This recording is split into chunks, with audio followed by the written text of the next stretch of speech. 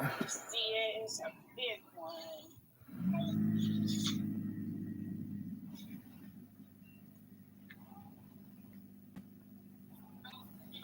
Billy got back with his tire, I guess.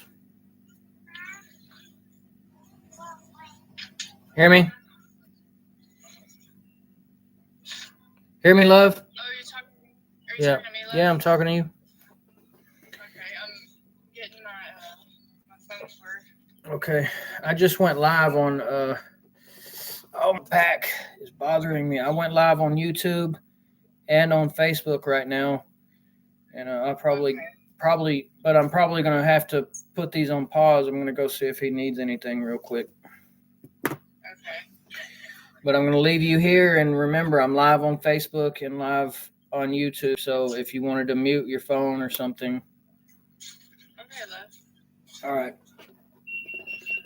And then, but YouTube and Facebook, I got a couple gifts in the mail today, and I want to show y'all what I got because I'm pretty proud of both of these things that I've got.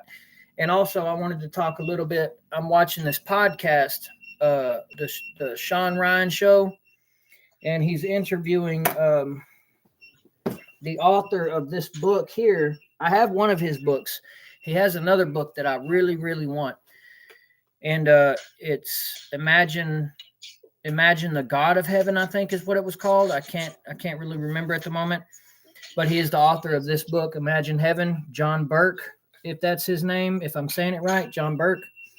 And he does over 500,000 copies sold. It's near-death experiences, God's promises, and the exhilarating future that awaits you. And this is his case studies on near-death experiences, studying near-death experiences, people who's had near-death experiences, interviewing them and everything. It's all in this book if you're interested in reading it. Very interesting stuff right here. I personally haven't read the book myself, but there's reasons for that. There's reasons for having not read a lot of these books.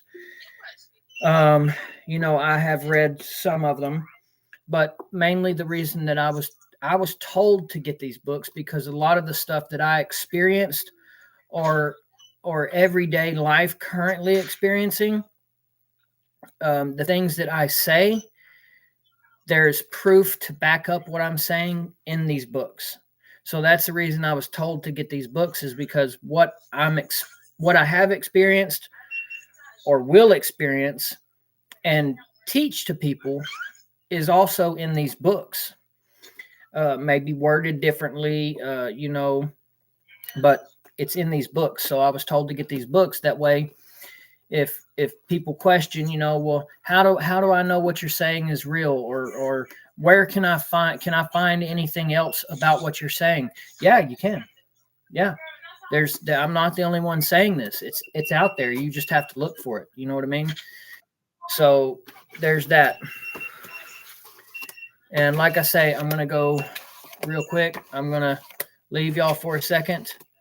Got to go check with my neighbor real quick and see what's going on. And then, like I say, I'm gonna show y'all my two things that I've gotten. Oh my Lord! I pulled my back the other day, y'all, at work, and I can't really bend that much. My lower back is now in the stage to where it's stiffening. It's getting stiff. But y'all, I will be right back. Don't go nowhere. I promise you, I will be right back.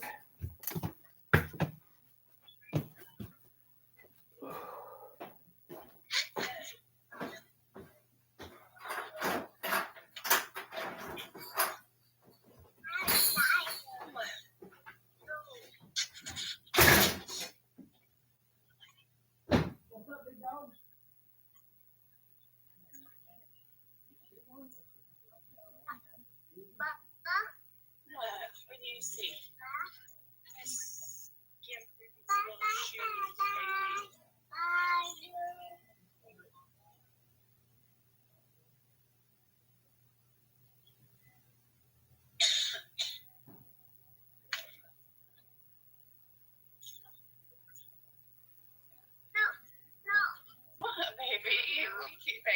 can still look at everything, okay? I'm just looking in the shoes. To see.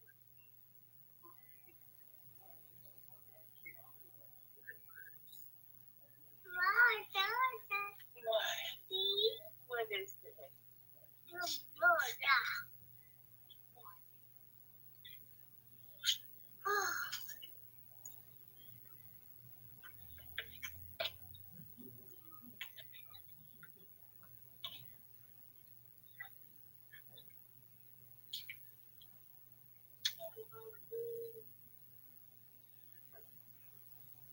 Need some little boots, baby. No, you don't want little boots. They're so cute. Yeah, you need some little black boots. Oh, it's too big. These are cute. Oh my goodness. What? What? You saw a ball? I know. You've seen a ball.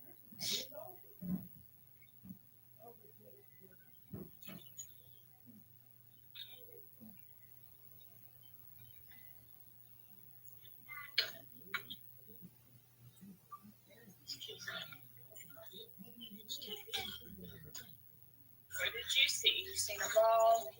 I know, baby. You got a lot of balls. You got lots of bouncy balls at the house. I know. But you got a lot, baby. I know. There's more. I know. I know it.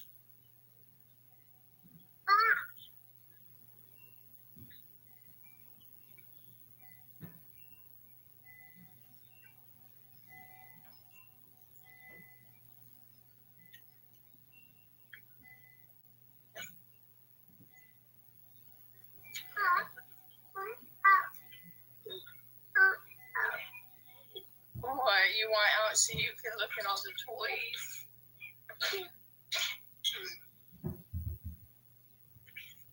Oh, turd. Maybe these toys are smaller for you. Look at the bigger toys. Come on, look at the bigger toys. These ones are smaller for you. Those are little toys. Come on, sweetie. Come on. Whoa, what did you see?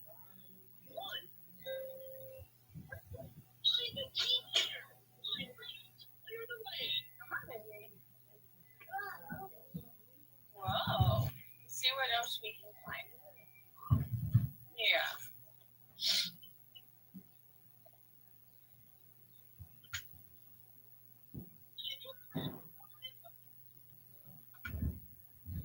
Now they have the dogs.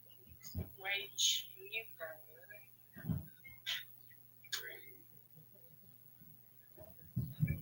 Just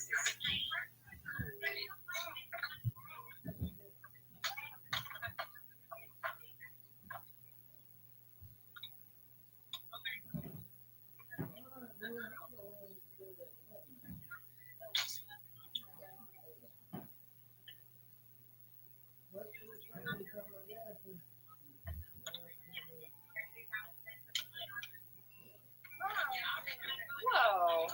Hey, sweetie, come here.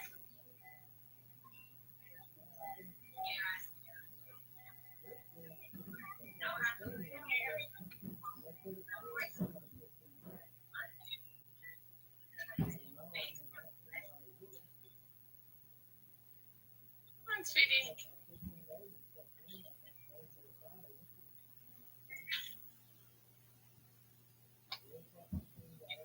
Oh, is there Minnie Mouse? You good? You bank with us at First Community Bank? No. No, you bank locally? I have Bank of America. I'm not looking. Have you ever thought about banking with us like that? Because that's why we introduce ourselves. A lot of people don't know about us. We're real simple. You get direct deposit, you got a free account. We have a stash account too where you can like automatic transfer to a savings account, which you can pull from anytime you want to. Stash account for that. We're open more holidays, more hours, and those things. So we solve questions for us, we answer for you. Putting it on a loan, mortgage loan, insurance for vehicles. I appreciate that, dude. Yeah, so if you have any questions or want to talk to anybody about it, let us know. Do you have any questions for me today? Do you have like a card? I have my card.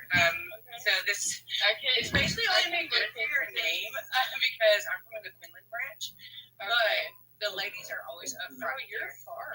Yes, ma'am. Okay, ma'am. I'm just here today. So, okay. Yeah. So. All right, I'm back, folks. Guess who's back? Back again. Chad is back. Tell your friends. Guess who's back? Oh no, I don't got no dirt on me. All right, I'm back, y'all. What needs to be plugged in? That's got good battery. You got good battery? I can't tell. It won't let me look. It won't let me look at it. This one's got the battery in it. So I'm gonna plug this in. Hold on, y'all. I'm gonna plug you in. And then I'm gonna take this one.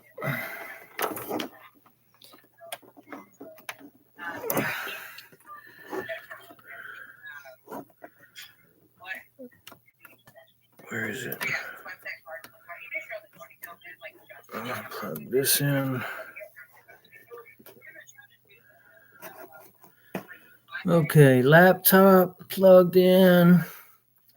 Phone's plugged in. So, hey, how y'all doing? What I wanted to get on here and talk about with y'all is I got 2 deliveries today. And this is the first one that I gotten. Because the mail truck delivered it. They delivered one package, drove down the road. Then they came back, parked in the driveway, got it out of the back, then pulled out and put it in my mailbox. Weird. But this is the first one I got. Wireless microphone. This is the first one I got.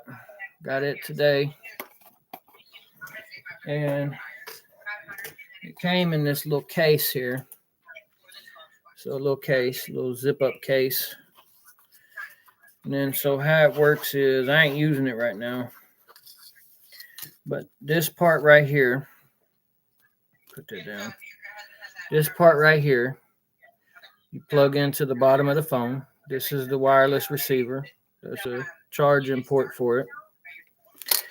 And then this part right here is the microphone. Power button on the back, charger on the side of it. You can clip it on your shirt, whatever, clip it on your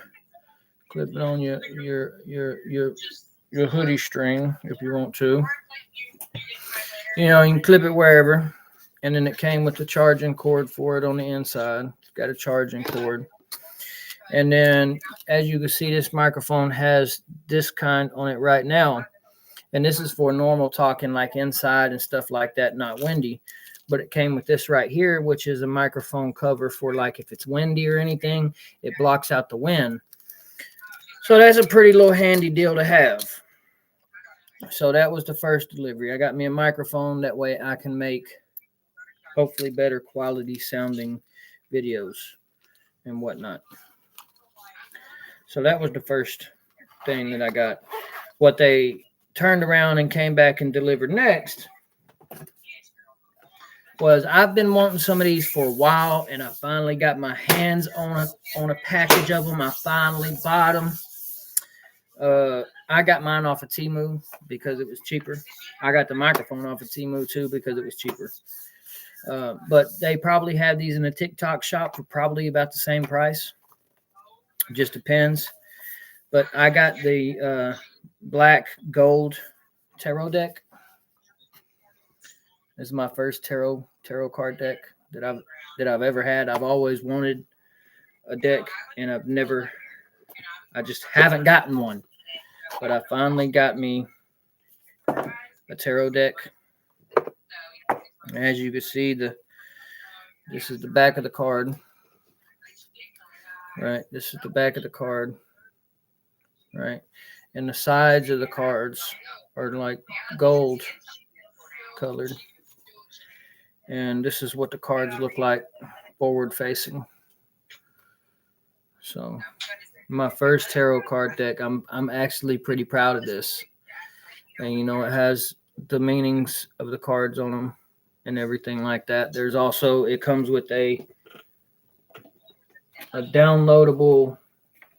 The way the ad made it seem as if it comes with a book, like a guidebook, but it doesn't.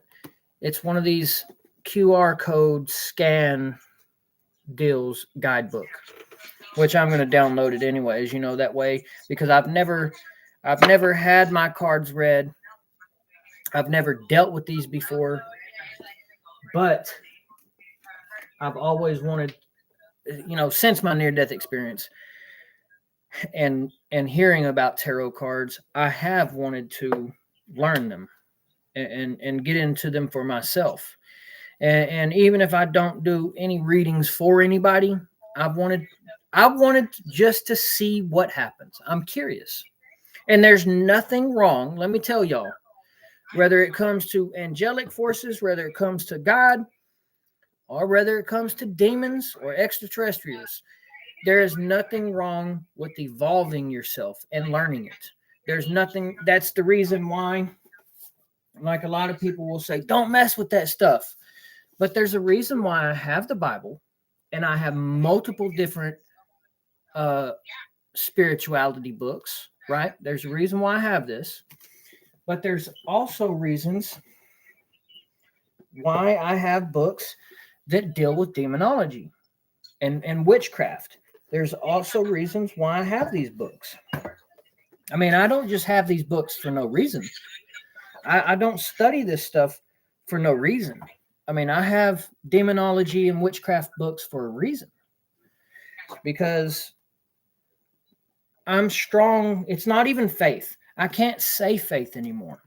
I know my relationship with God. I know God's real. I know God's here within me and all around me. So in the long run, I'm not afraid of anything evil. But what I will do, I won't follow anything evil, but I will learn what it is.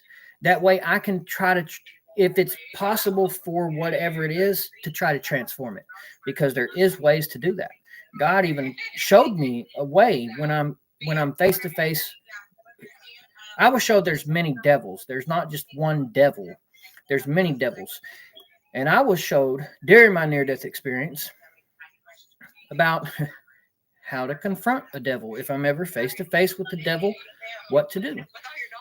And I'm not supposed to be afraid whatsoever. I'm not supposed to be angry. None of that. But what I'm supposed to do is when I'm face to face with the devil, walk up to him, give him a hug, and tell him, you've been evil for so long. You've been lost for so long. You've been in the dark for so long. It's time for you to feel God's love again and time for you to go home. And I'm supposed to send them home so they can remember the love of the light and reawaken, change their mind. That's literally what I was told, to change their mind from dark negativity to bright positivity.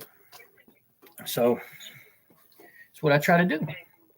And that's the reason why I study these things and why I have these things. Because how would I know? How would you know what an enemy looked like if you know nothing about the enemy? If you just heard on this side of the road it was bad, but you never looked. How would you actually know what's on that side of the road? You have to know it. You have to look, because either way it goes, if you had a near-death experience, you know anyways that one day you're going to be on that side of the road as well. So you better know both sides of it. That way you're not blindsided when you go there. If you die before you die, then you won't die when you die. Learn that saying. As above, so below, as within, so without, as the universe, so the soul. Learn these things because they all play a role in the soul's evolution. Trust me, they do. But I've been wanting to learn these, and I'm going to learn these. So I think I think they're just awesome. And like I say, I've always wanted to learn them. So, but that's the two orders that I've gotten today. The microphone, so I can make better sounding content, and these cards, which, like I say, I've always wanted, and I've finally gotten them. So I'll eventually start learning these. Maybe I'll even document it as I go along in my journey. But now that that's over with, I'm going to get on to, let me put these back. And yeah, on my bookshelf where I keep these demonology books, I can't show the laptop, and I'm not taking my phone off the stand. And this phone I'm currently in a phone call on, and this phone is what I watch stuff on. So I have 3 phones here, the laptop going. But I keep these books because this book in particular, when I looked this book up and was researching about this book, I have heard just having this book on your shelf or in your house can activate negative things. That's what I've heard. That this, just having this book, because it is so influential with demonology and things like that,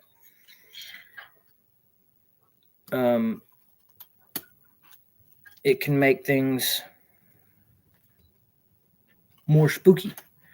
So I keep these books in between God's word. I have Bibles on both sides of these books. These books go right in the middle. That way they're surrounded by God's word. Now, even if something was to happen, though, I wouldn't be afraid of it. You know what I mean? But regardless, these books stay. What's going on here? These books stay in between God's word. So they know who's in charge. You feel me? They know who's in charge.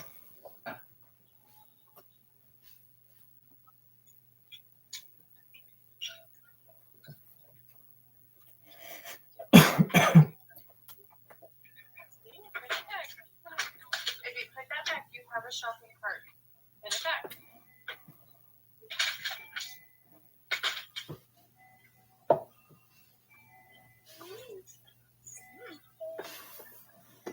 Okay.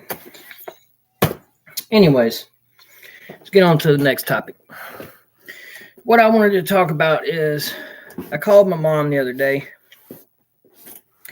and she said that she was watching, she said she actually watched it twice, and it was a podcast. Oh man, I can't remember the name. I'm so bad with names, y'all. I'm so sorry. So bad with names, excuse me. But I know I could find it on here because I watched it on here. Are you spending too much time searching for government contracts? Oh, commercials, y'all. What do we do with commercials? With AI to uncover the best opportunities for your business. Save valuable time with GovWin IQ. Y'all give me 1 second, so I'll just go away. I'll find that podcast. It's really none of her business what we doing. Out of respect, I thought that Mute it. How about that?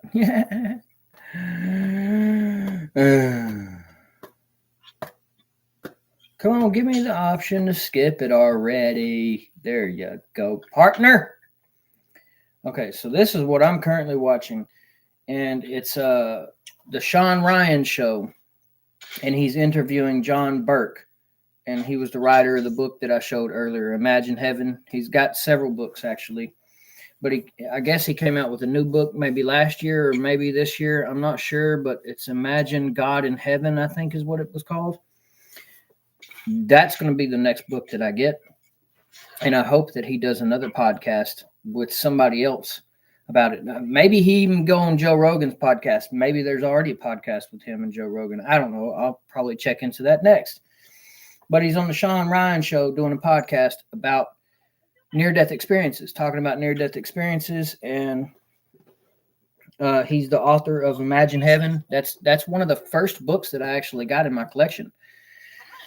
And it's just last night I'm watching this, and I start getting chill bumps, and there were several points that I started to cry because when I had my near-death experience, I came back, and when I came back to my body, I know how powerful God's love was because I felt it and how powerful his love is. But I also seen very terrifying things. But when I came back, because I never believed in God or I questioned God, it's not that I didn't believe in God, but I was always a skeptic. Like, if God's real, why does these bad things happen? Or, you know, if God, if you're real, prove it to me, you know? And so when I came back, I was very terrified. I was afraid. I was terrified. I was terrified of what I just experienced because I've never heard of anything like this before up until my experience, and then finding people who've had similarities or people that I've done podcasts with, Jeff Mara and Tia Renee. And I recently done another podcast, but for some reason my computer didn't record it. So I have to do it again, which is fine with me. I don't mind.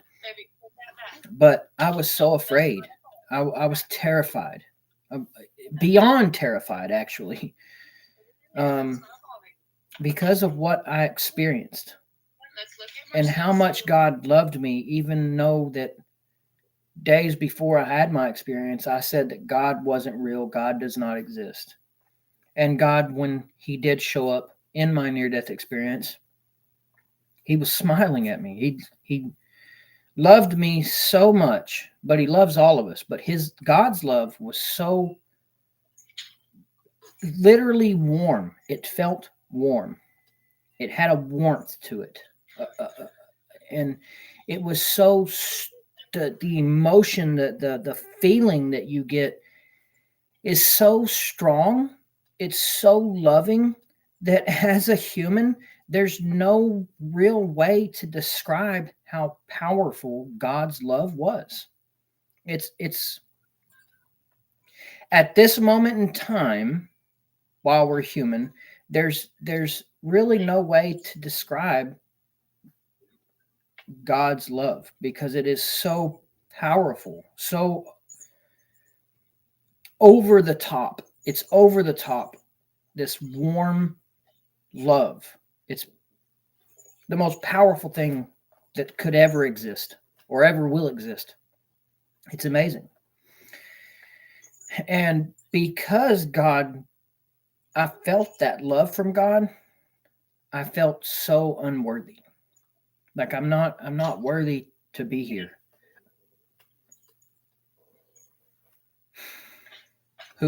Why? Why would you give me this much love after everything that I've done, after everything that I said, after what I just currently said about you days before? You're going to give me this much love. You're going to let me experience this much love. Don't waste it on me. Give it to somebody deserving. And it was difficult to deal with. It was hard for me to comprehend. Why me? I questioned why me. Out of anybody, why me? Oh gosh. My back is hurting, y'all, real bad. I pulled it at work. I pinched a nerve. But anyways, I'm watching this podcast, right? Sean Ryan show interviewing John Burke. I think that's how you say his name. And he's never had a near-death experience, from what I can understand. I don't know. The phone hung up, love. I don't know. But he's never had a near-death experience from what I'm getting from this podcast. But what I have seen is that he's interviewed now. When he wrote Imagine Heaven, I guess he had interviewed around 1,000 people who have had near-death experiences. And it was rather cardiac arrest or drowning or, there was actual evidence of them being physically dead, whether minutes or even hours, and resuscitated by rather modern medicine or something like that, and have came back with not identical stories, but very similar. And some of them are heavenly and some of them are hellish, which I too, in my experience, seen. It was a column. Maybe. It was like Greek columns. It was one column. You want And the buzz? it looked like it was wrapped in river stone, right? And where the mortar would be in between the stones that held the stones together, it looked like magma. And I remember hearing screams coming from inside the column. And God was beside me. And I remember like side-eyeing God. And I was curious. What was in the column. Why am I hearing screaming coming from this column? And I looked at God, and I'm smiling, and God's smiling at me, and God told me to look. So it's crazy how this works outside of the body, but I remember shrinking down. Like I focused on a part in the column, in the mortar, and I shrank down, like zooming in like a microscope or something. And I went into the mortar of the column.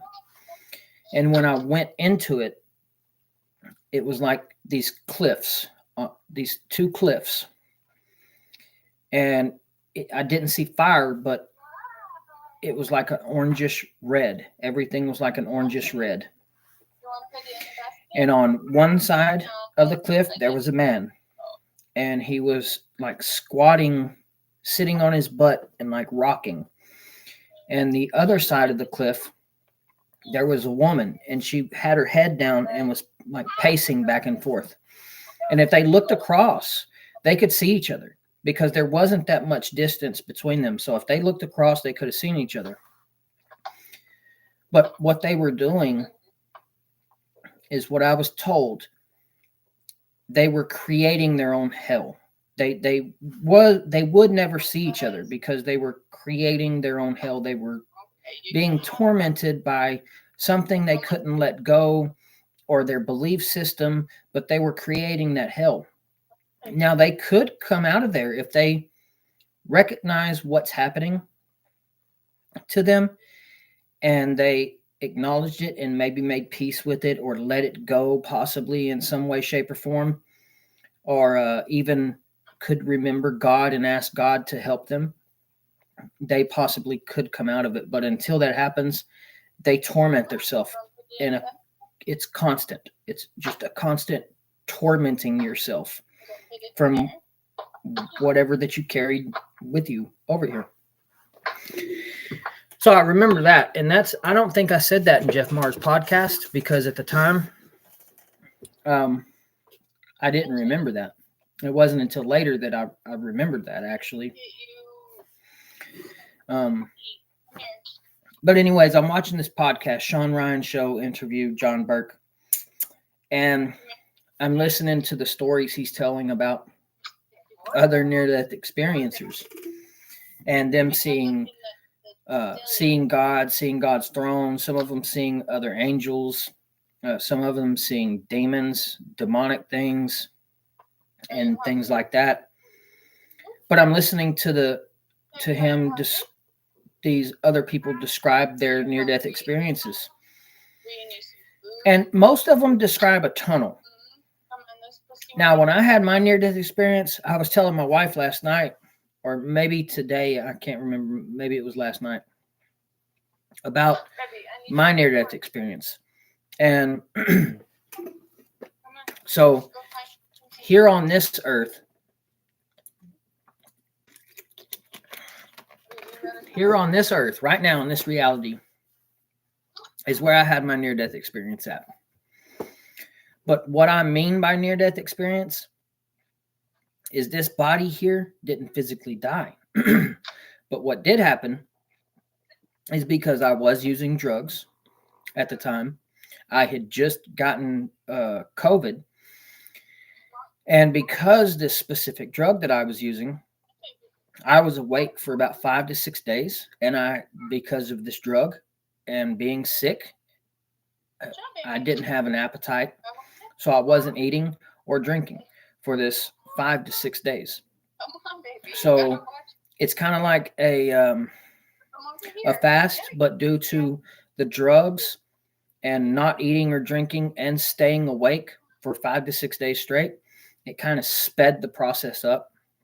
And what happened is my body began to die. My organs were failing. My brain was dying. This is what I was shown. My body was literally from the inside out was dying. And my soul, in my body's weakened state, my soul was able to expand my consciousness. And me as my soul, I came out of my body and I felt my soul. I felt me. It was me. But it's hard to describe some of this stuff. I could feel my body, but I'm also my soul leaving my body.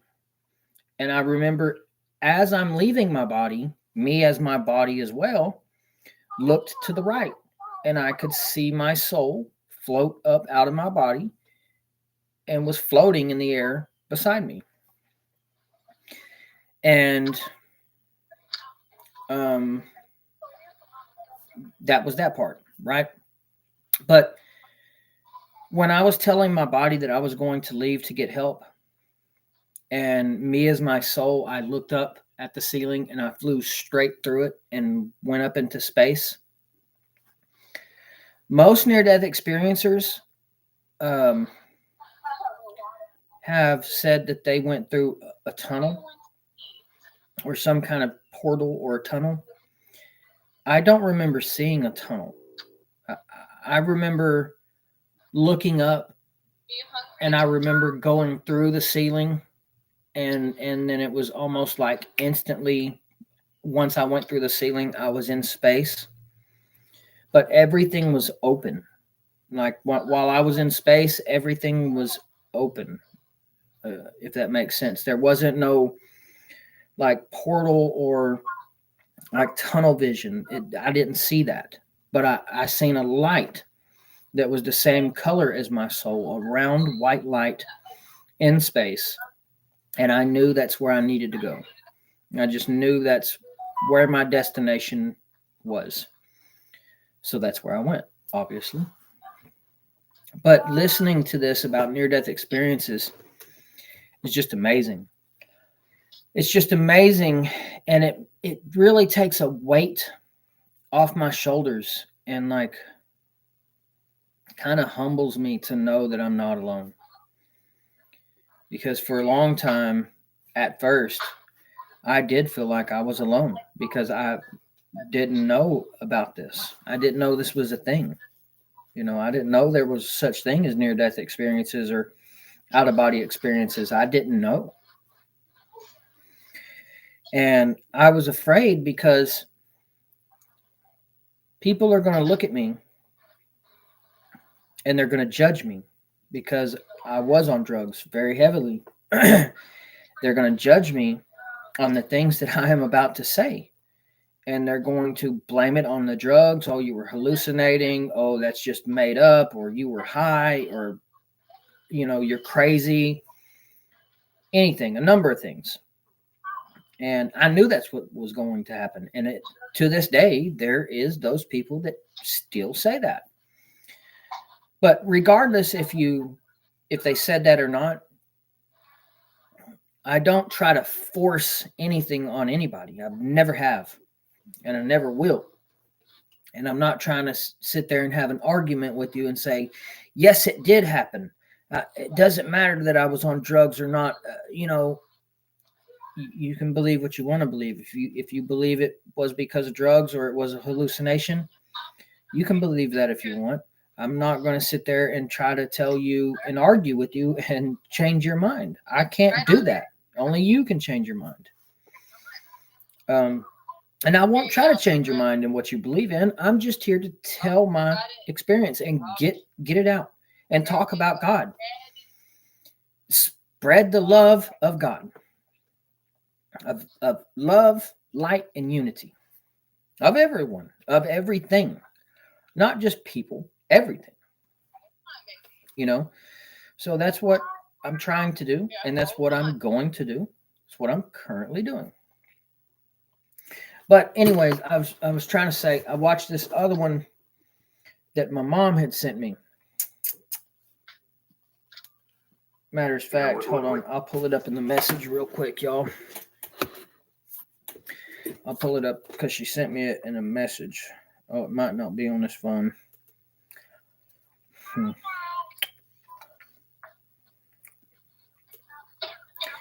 don't think she sent it in Messenger. I think she sent it to my phone. Hold on, love. I got to go to my message real quick and see what that thing was that my mom sent me Okay, the YouTube channel is called The Nature of Reality, and it was I guess a podcast or interview with a guy named Darius J. Wright. And I sit here and watched it. And within the first 15 minutes, I got chill bumps and was very I was all into it, man. And then towards the middle of it, he started talking about, he didn't necessarily say that he believed this, but he started talking about flat earth, right? And now, trust me, I've went down the rabbit hole on this flat earth thing.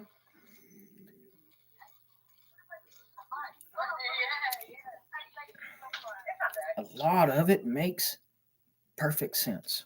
I'm just saying a lot of it makes perfect sense. It really does. But having said that, he was sitting there trying to say that you're a creator of your reality. So if you have two people standing side by side that are looking out straight, right? Say they're looking at the earth.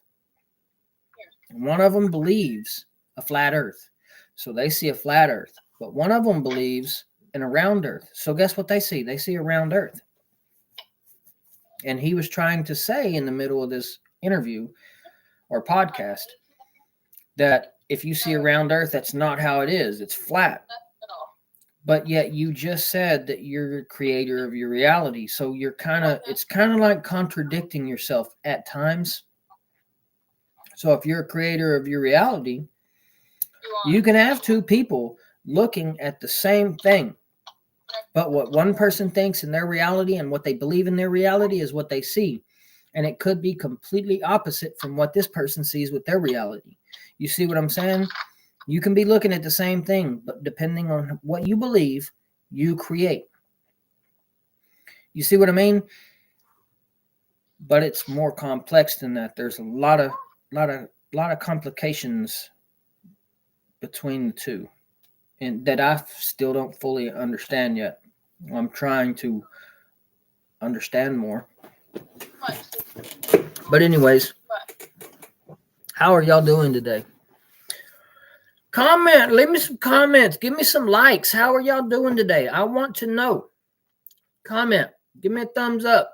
Give me a thumbs up. Hit that like button. Come on, y'all. Y'all can do this. Do it for me.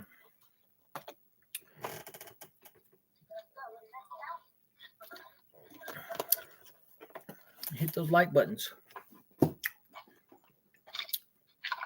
Or would y'all like me better if I put in my gold teeth? But they have this big heater marked down to $20. A big heater? It was $50. pointing out. What heater? Let me see it. How hot does it? There's a black one. Ooh. Look at the little blue logo. What was that? The little blue logo on the side of it. How hot does it say it gets? Right here. Huh?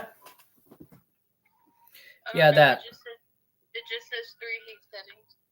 What does it say on the front? Show me the front of the box. Yeah, that right there. Oh, it doesn't say.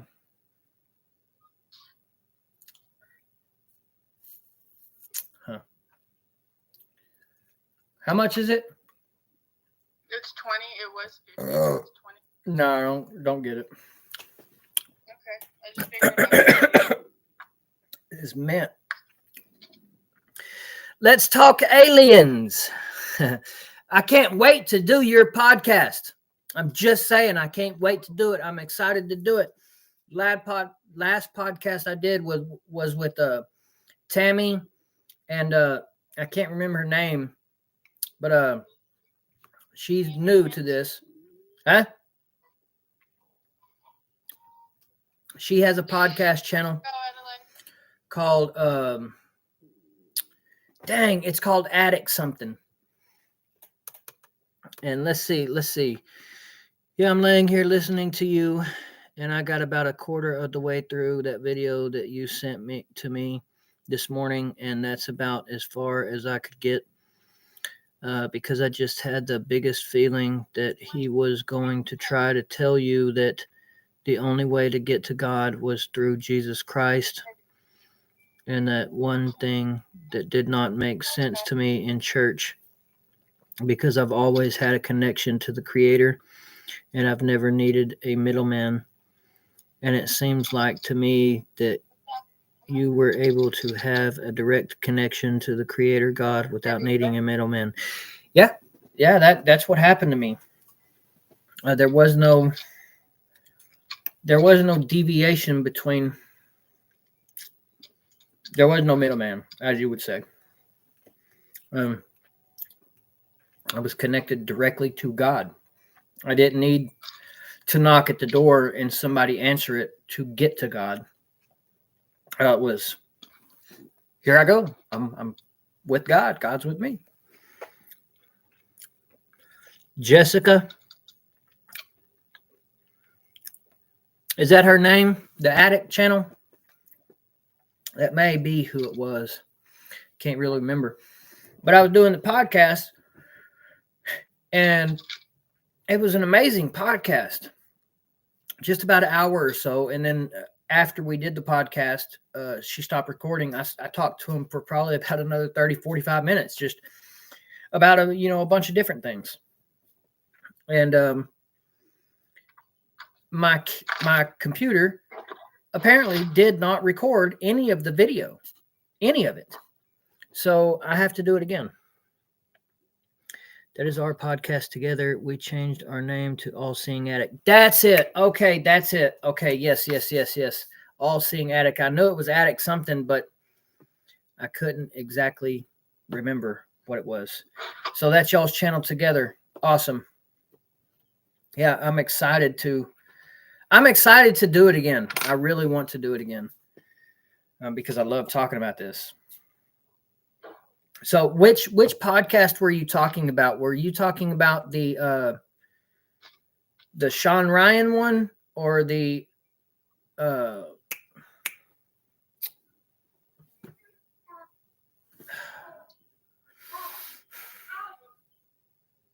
Sean Ryan podcast or the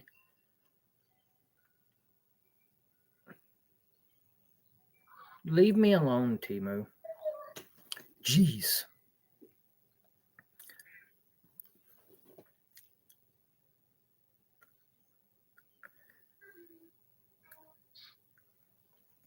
Oh, it clicked down better.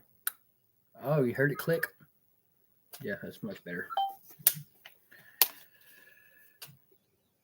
No, I'm not working, dude. It is raining and cold. Stop asking me about work all the time. Jeez. Watch me on YouTube, on Facebook or YouTube, guy.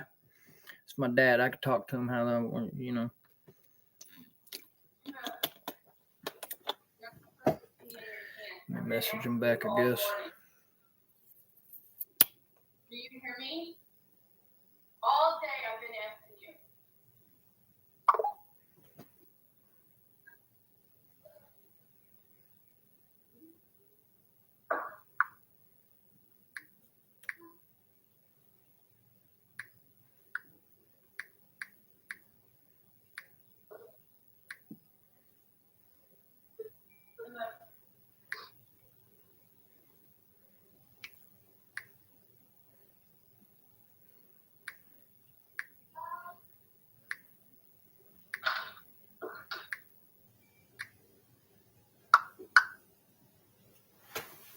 Go watch on Facebook Live and you'll see, dude. Yeah, I'm excited. I'm really excited. I don't know if you've seen or not the one that you sent me this morning where he was talking about studying near-death experiences. He's watched over 1,000 of them. Yeah. That is John, the Sean Ryan Show podcast, and that's the author of this book here, Imagine Heaven. This was the one that he studied about 1,000 people and their near-death experiences. He's never had a near-death experience himself, but he was religious and still into religion. And, you know, like I was saying the other day, it could be possible that a lot of the people that he interviewed that did encounter Jesus were spiritual or religious. But then there are some that weren't religious that encountered Jesus as well. But at the same time, there had to be something in their subconscious that believed in Jesus or thought about Jesus. So that's what you experienced. That's who you saw. But yeah, that one is, to me, I believe in Jesus and I believe in the message of Jesus. But what he was trying to say, you got to think there's a lot that's been kept out of the Bible. There's a lot that's been taken out of religion. A lot of what some people now call spirituality, some of the teachings. But what God was trying to say is that, or what Jesus was trying to say is that we are all part of God. We are all connected to God. He was trying to get people to remember this, to believe it. That's what he was trying to do. To me, it's yes, he was God in human form, but he was trying to get you to realize that you are also God in human form. Hello.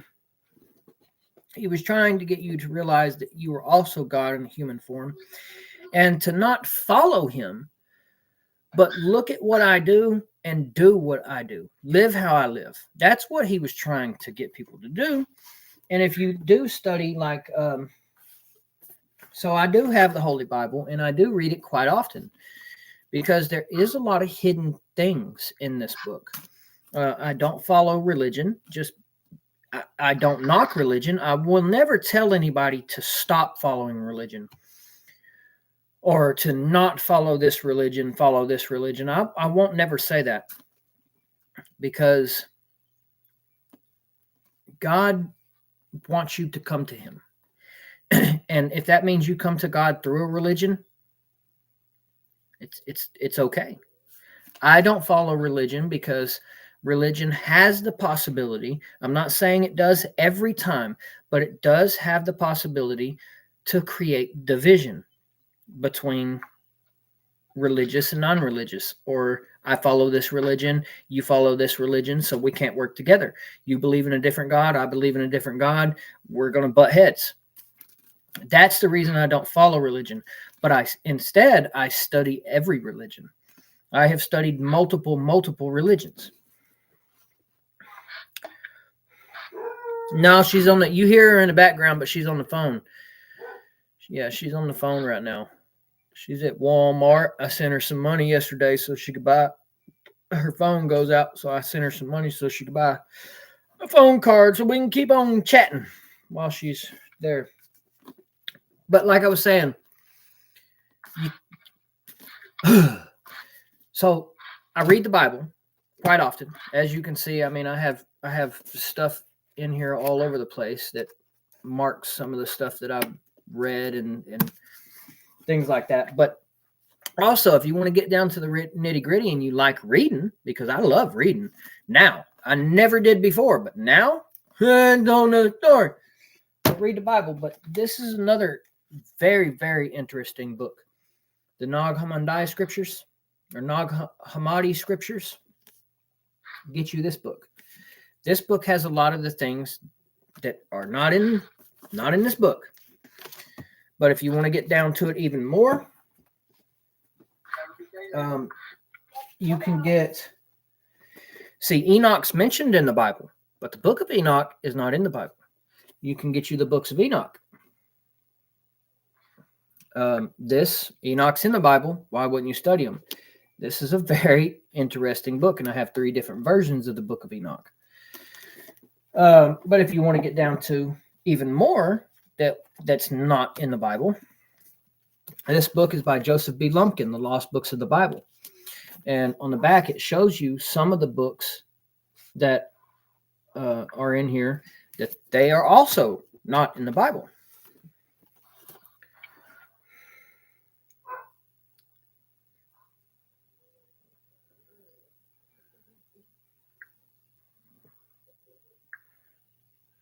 We are all God in human form, yes.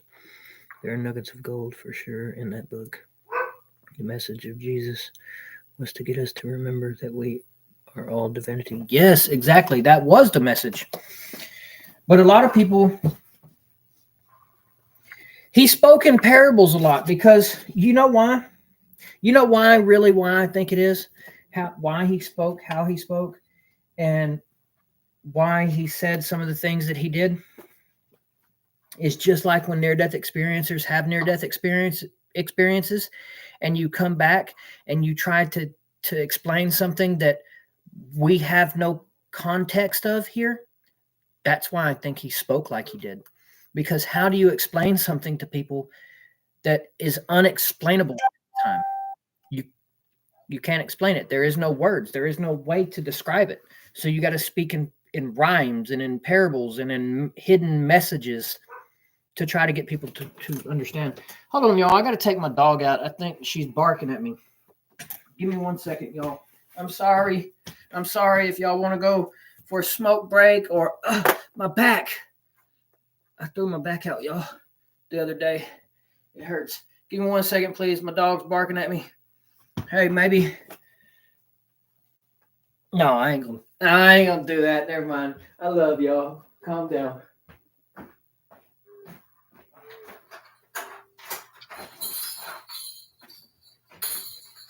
What, Stinky? You need to go outside? What?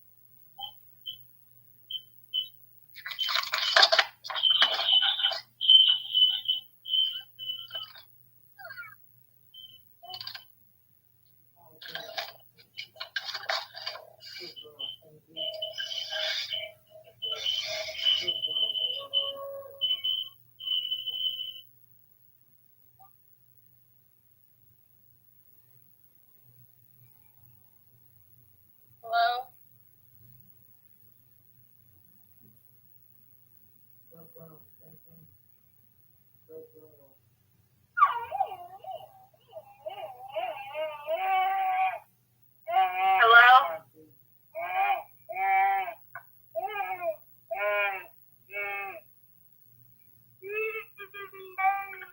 Love?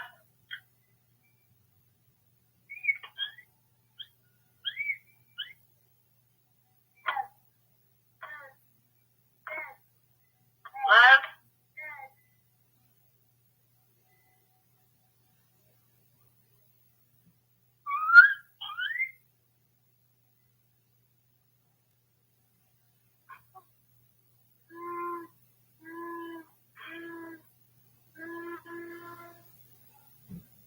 Hello?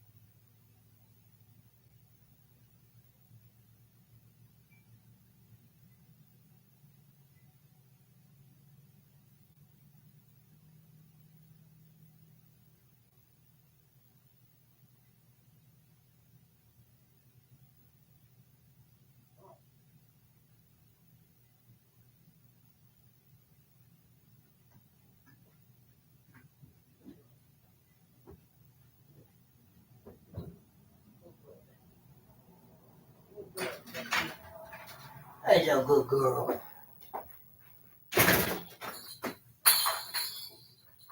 I'm just gonna leave the door open for now, y'all. All right, guess who's back? Back again. Oh, my back. Yep, she needed to go do her peeps and poops. Her peeps and poops. Oh, God. Oh, my back. Oh, my back.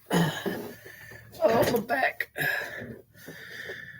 Yes, that was going. Wasn't much of a reader her whole life until a few years back. Nothing. I wasn't gonna do nothing. I wasn't gonna do nothing. What? I wasn't gonna do nothing. I was gonna say maybe I should put her down. I shouldn't do that. No, I didn't throw my back out doing a freaking hula hoop. I threw my back out trying to pick up a walkboard at work. And I didn't even pick it up. I bent over to pick it up. And as soon as my hand touched it, I pinched a nerve in my lower back. So let's see, where am I at?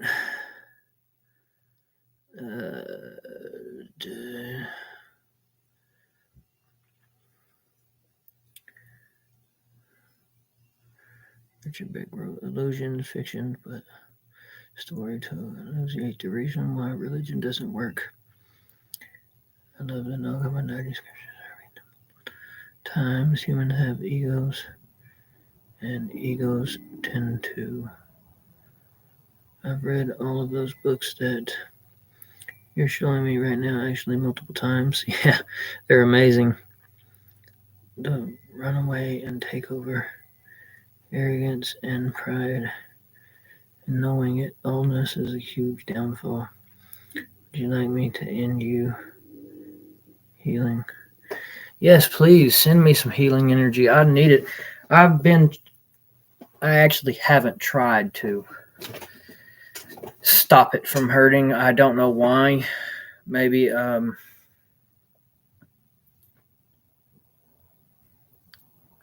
I'm trying to unconsciously, I guess. Maybe I'm trying to use the pain to ground me or something. I couldn't tell you. I couldn't tell you. Yes, please. I would love it. You're not a very good liar either. I know I'm not a good liar. I know that. I know she said hello. Love, I know you said hello. I had to go take the dog out.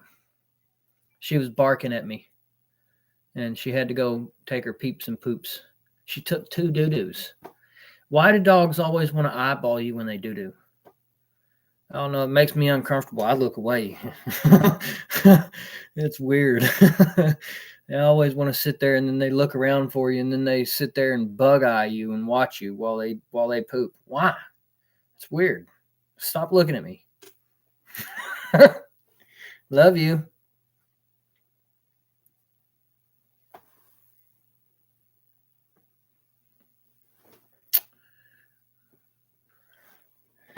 Anyways, where's my lighter?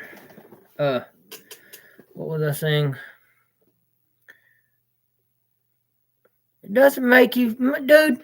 It doesn't make you soft missing days at work. I didn't miss no days of work. I hurt my back that day, continued to work that day, and then went to work for the next 2 or 3 days in a row with my back hurting. Didn't stay home. I still went to work. Thank you. I really appreciate it. I still went to work. Only reason I'm not at work today is because the job that we was at, it's a 3-story house, and there's only 2 of us. 2 of us building a big 3-story house. And the dude's doing it out of pocket. He works in the oil field, and we put up all the lumber that was there. So we're having to wait for him to order the floor system for the 3rd floor so we can hang it, and then the flooring so we can put down floor, and then studs so we can frame the walls, and then joists, and then 36, I think we need 4 36 LVL beams so we can put up with 2 of us, 4 36-foot LVL beams. 2 of us. We're going to put up those beams. You talk about hard work. That's hard. That's tough. I'm still curious of how we're going to do it, really. Cuz I'm strong, but I don't know if I'm that strong. I don't know if I'm that strong, but maybe if I, the little engine that could, I think I can. I knew I could. Maybe we'll see. I've been known to do some Hercules stuff when I need to.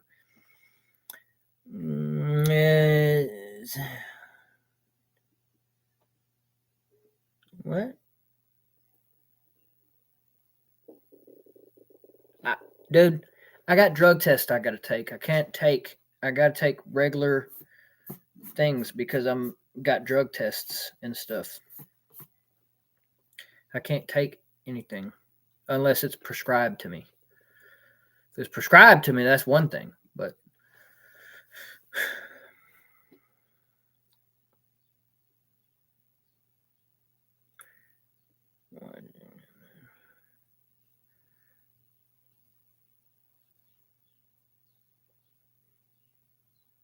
I didn't take off.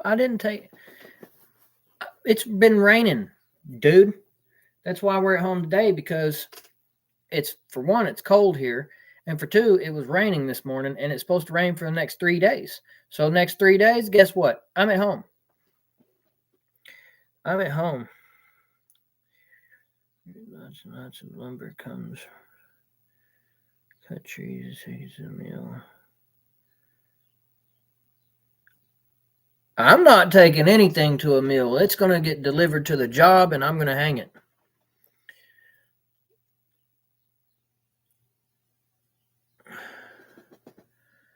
I actually did. My back is feeling a lot better, actually. It really is. I can't make this up. Can't make it up.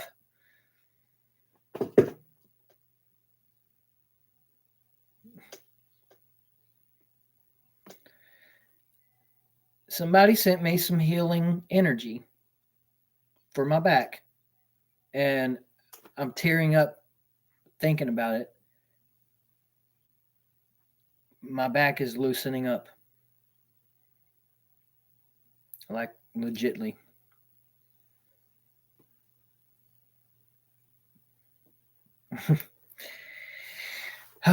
It's amazing what can happen when you believe. When you believe and when you accept something and you ask. You ask and accept.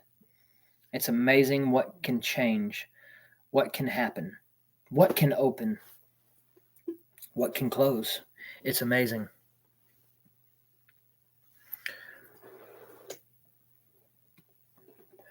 It is amazing, y'all. But I don't know if I showed y'all on here. I did earlier in the video, but some of y'all came later in the video. I did order 2 things, and I got them in the mail today. And one of them is this little doohickey here. It's a microphone. I plug this part. I plug this part into the port where it charges at, and I'm able to either hold this or clip it on me. That way I can make better sound quality videos. And I also ordered something because I since my near-death experience, I've heard about them before, but I've never done any research into it. But I want to learn how to use them. So I ordered my first deck of tarot cards. My first ever deck, and I'm going to learn how to use these. Whether I do readings for people, because I've seen people use these to do readings, and I'm not really kind of into that right now. I'm just curious to see what happens. That's really why I got these. I'm curious. I want to see what the cards say. I want to see what the cards say. So hold on. Back tackle rope. Be surprised how much you can move. Yeah, I know. You send you something for back. No, I don't want no kick in the butt, dude. Love you too, Dad. He who asks shall receive. Exactly what it says. Exactly. You ask and you shall receive. I mean, that's where it's worded like that differently, but all throughout, not just the Bible, in a lot of religions, a lot of different religions. Yes, I do too as well. I have to get permission as well. Hey, I have to step out right now. Can I last for you, breath? Wow.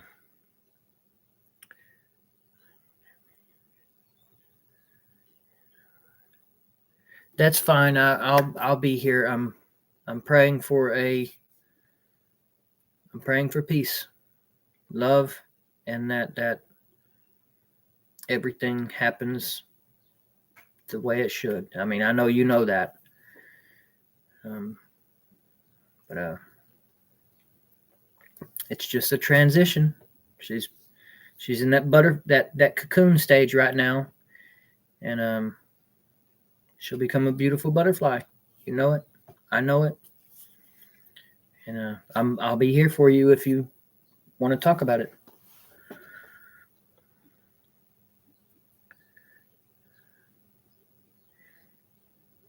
I was going to hold my pew up and say that maybe I should put the dog out of its misery. That's what I was going to do. I can't do I can't do that. Calm down, love. Calm down. I didn't do it. I wasn't going to do it. It was a joke. It was a joke. It was a joke, people. It was a joke. Calm down. Jeez. It was a joke. Oh, that for some reason all the comments went away somehow. I don't know what happened there, but they went away. But anyways, like I'm saying, since I was able to get my story out about my near-death experience, because I was told, because everything, what communicates with me is God. I mean, I'm just going to say it. I mean, I don't know if I've ever said that before, but how I viewed it at first, or not how I viewed it, how I was kind of shown at first was I was a channel. But I go by the Walking Prophet now on YouTube, on TikTok, and I was going to change my Facebook, but it won't let you do that. But I go by the Walking Prophet.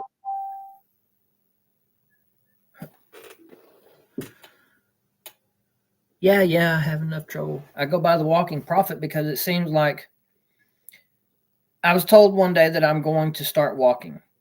And it seems like the channel opens sometimes when I just walk. Like if I pace back and forth, the channel opens. And what it is how I was shown how it operated. How it operates is if there's a soul here that has a question, you ask me your question.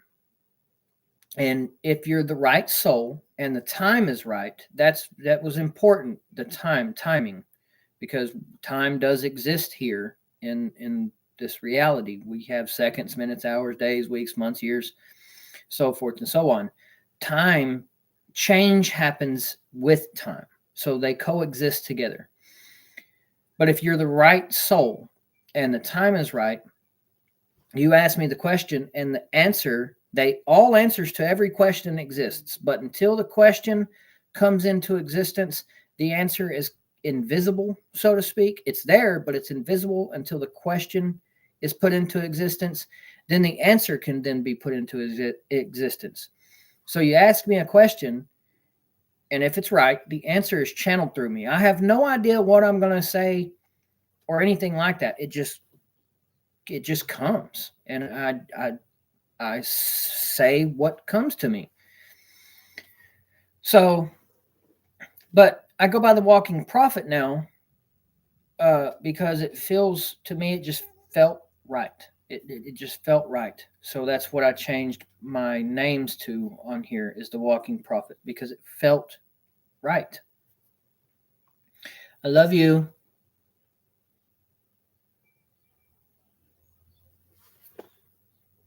Love you. Dog.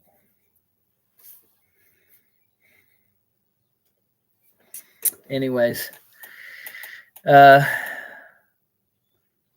so changed my name to that. And oh my Lord, what was I talking about? What was I talking about, love? I got sidetracked.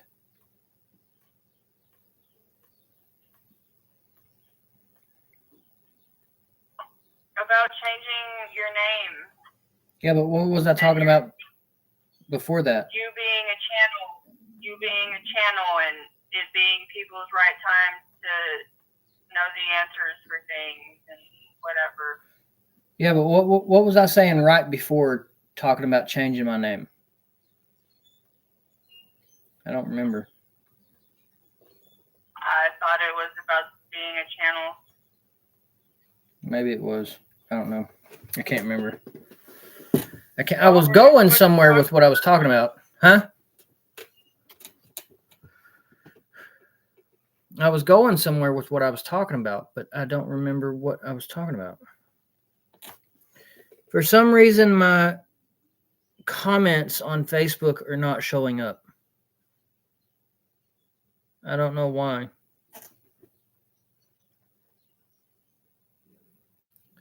But they're not showing up.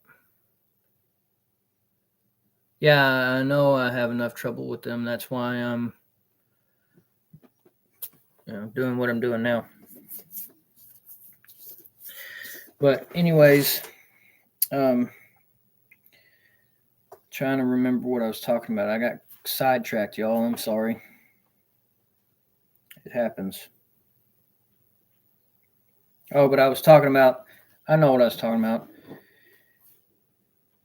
How my channel operated. Was that thunder? Or how I was shown that my channel operates is there's two ways that it can open, right? Whether I choose to open it or God opens it. But there's an issue with choosing to open it. and which I have never tried to do because I don't want the consequence of it. So pretend the channel. I used to pretend it was a dam, right? Like a spillway dam. If God opens it, I know exactly what's coming through, right? Exactly what's coming through that dam. But if I choose to open it, I have no idea what's going to come through. I have no idea what's going to come through because I chose to open it myself, and just it's open now to anything that wants to come through. So I don't try to open the channel. I just let God communicate with me. My stomach is bubbling. It is bubbling like crazy.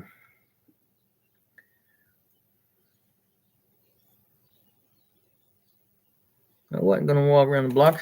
I walked to the store last night and 2 dogs ran out on me, and I got into a confrontation, or not a confrontation, but the dude came outside, and I had my gun on me, and I had a big stick because I don't want to have to do that to nobody's dog, or a dog in general. But at the same time, 2 pit bulls run out on me. People get mauled to death all the time. And I mean, if it happened, it happened. But if your dogs run out on me and they're vicious and they try to attack me, I'm going to defend myself. I mean, some people say violence begets violence. But to me, I've seen it differently. It's not violence, it's protection. You do have a right to protect yourself. You know what I mean? So whatever happens may happen, but you still have that right to protect yourself. Because you still have but at the end of the day, whatever happens, happens. But the dude came outside, and I had it on camera, these dogs running out. And his wife tried to say that the dogs didn't run out. And he tried to say, this is my block and my street, and I ain't never seen you here before, and this, that, and the third. And, he's yelling and he's cussing me. He's cussing me. I had Amber on the phone. She heard it all. This dude's cussing me and everything. And I kind of got not hostile, but I stood my ground. And that's what I was telling him. He's like, well, you're standing here, keep going with this. And I'm like, because I'm standing my ground. I'm defending myself. You have a right to defend yourself. I'm sitting here trying to tell you how you're in the wrong with not keeping your dogs in the house, or, the fence closed, something. Because if I know my dog has the potential to chase people. So what do? I keep her in the porch, locked in the porch. She can't get out. So because I know that, I keep my dog put up. Your dogs are like that. Keep your dogs put up. That's all I want you to do. Because people sit here and want to complain about the government and how things need to change and how the government needs to be held accountable. Well, guess what? It also starts with each individual person. If you're doing something wrong, other people, whether they're neighbors, a stranger, hold them accountable.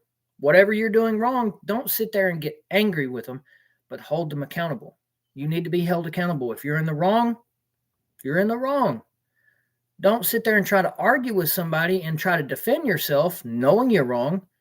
Sit there and say, okay, I'm sorry. I apologize. I know I was wrong. I'll try to change it. Because you just keep repeating the same old mistakes over and over again. Guess what that gets you? Not only in life, it gets you a hard life. But guess what it gets you in the afterlife? It gets you that life review to show where you made these mistakes, that why you got to reincarnate and do it again. See what I'm saying? So everything plays a role, not just here in life, but in the afterlife, and then back to life again. It all plays a part. So, no, can't do that. Can't do that. You got to be right if you're going to do something. That when I had the dogs get out on me at first at a different house, I had my gun in my hand. Now, I wasn't pointing it at the dogs. It was still on safety. I didn't have my finger on the trigger, but I had it in my hand. And it was big dogs. It was those, what are they called? Those big dogs that got out on us at that 2-story house? Mastiffs? Yeah, they're mastiffs. Yes. There was 2 of them that got out. And it was me, Amber, Adelaide, which is 2 years old, and my son, which is 6 years old. And these dogs got out on us and charged us. And I was hollering for these people, get your dogs, get your dogs, get your dogs. And they never came outside. And I stood my ground. That's the worst thing you can do is run from a dog that's charging you, because I guarantee you 9 out of 10 times they're going to catch you and they're going to bite you if you run from them. So I stood my ground and the dogs stopped. But as I started backing up away from the dogs, one of them kept trying to charge me. And I never pointed my gun at the dog. But if it got close enough to where I felt like I was going to get bit, your dog's in the road, so I'm already have the rights. I don't want to do this, but I don't want to get attacked, and I don't want it to attack my wife or my 6-year-old son or my 2-year-old daughter either. I'm going to protect them. I'm going to protect myself. If it means putting down a vicious dog, I got to do what I got to do. And I'm going to make sure that it's all on camera, because it was on camera. That's the main thing I know to do these days is no matter what you do, make sure that it is on camera.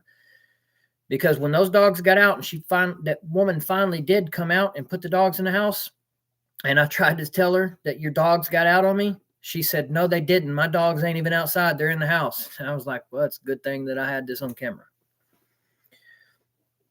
You know, so it's a good thing to have a camera with you always, because you never know what's going to happen. And if it's not on camera to the government, it's hearsay. And hearsay don't get you anywhere in a court of law, because it's not what you say, it's what you can prove.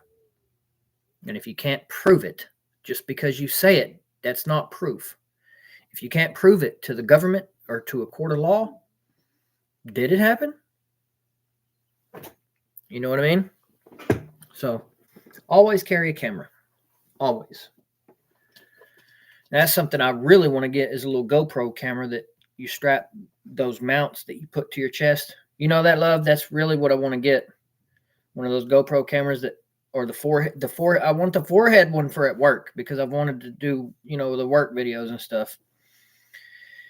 But I want one that mounts to the chest. That way everything I see, the camera sees. But I wanted the one for the head, because everywhere that I look and what I see, the camera sees.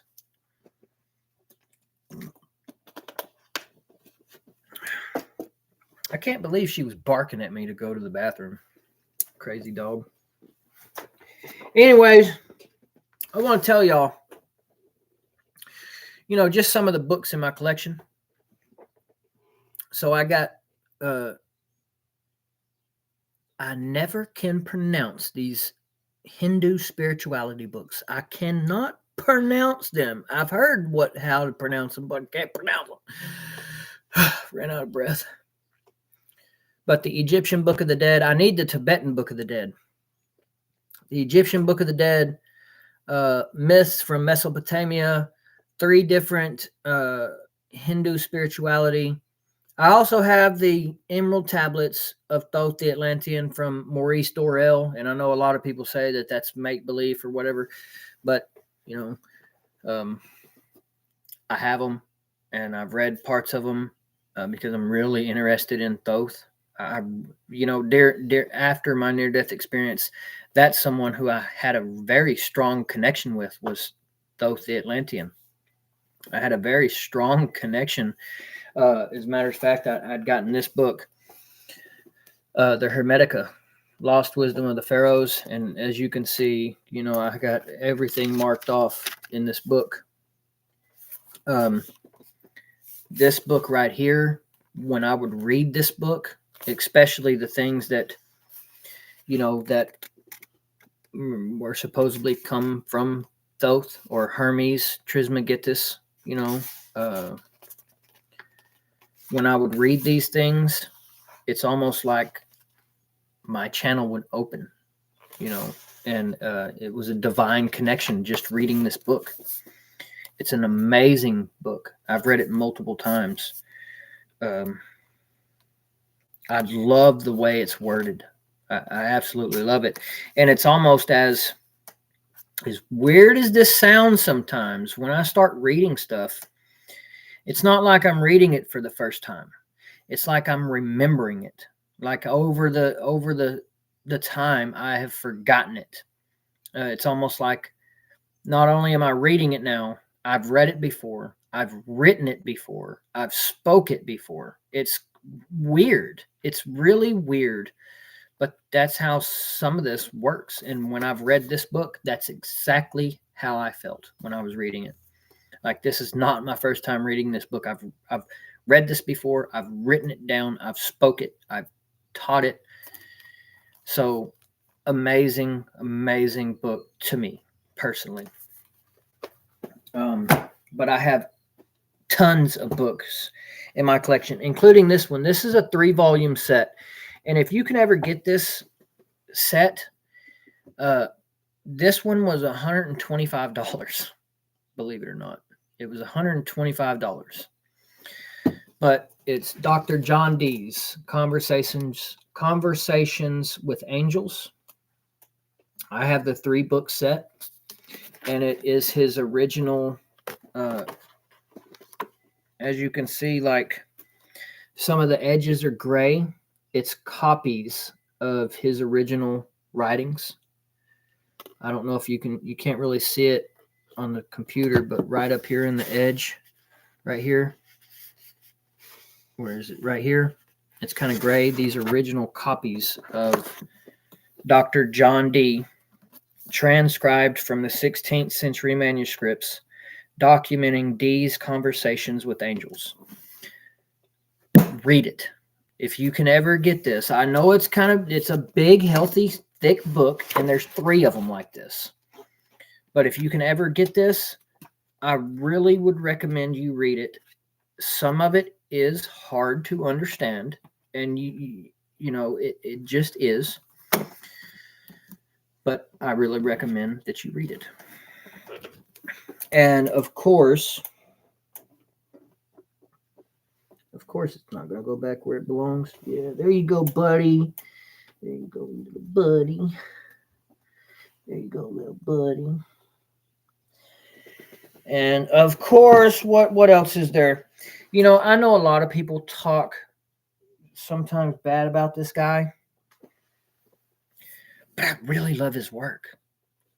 And it's Zechariah Stitchin. I really love his work. This is book 1, I think. Is this book 1? No. This is the last book in the series of the 12 planets. I think that's what it's called. No, the Earth Chronicles. I'm sorry. The Earth Chronicles. I really love his work because he does divulge into a lot of extraterrestrials and things like that, and the Anunnaki and visitors from the stars, which I'm a firm believer in because of my experience. I experienced 2 different species of what we would call extraterrestrials. So that's those. I love his work, and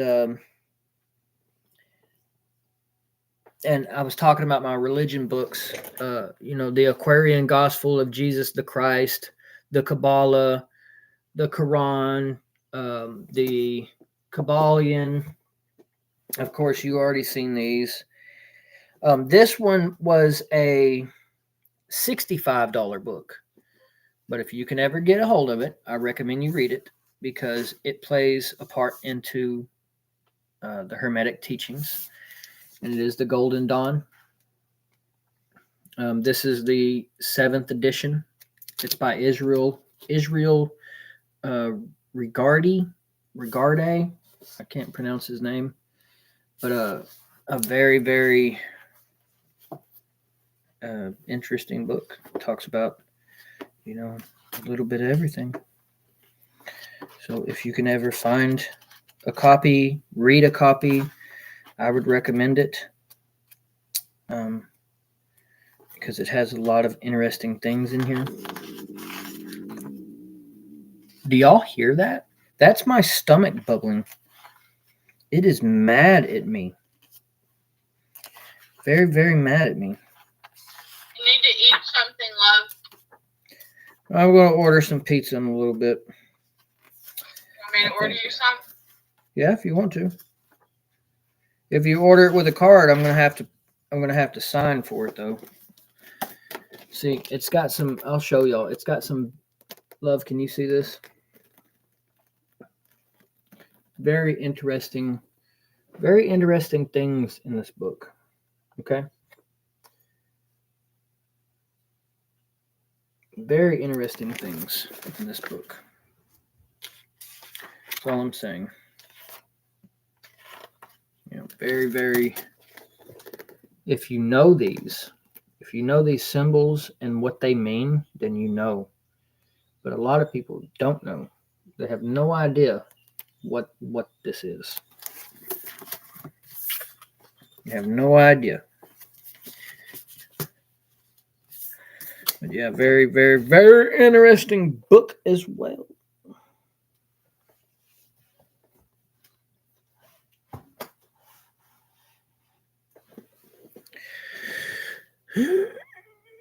I know it's a bad habit. I know I can't.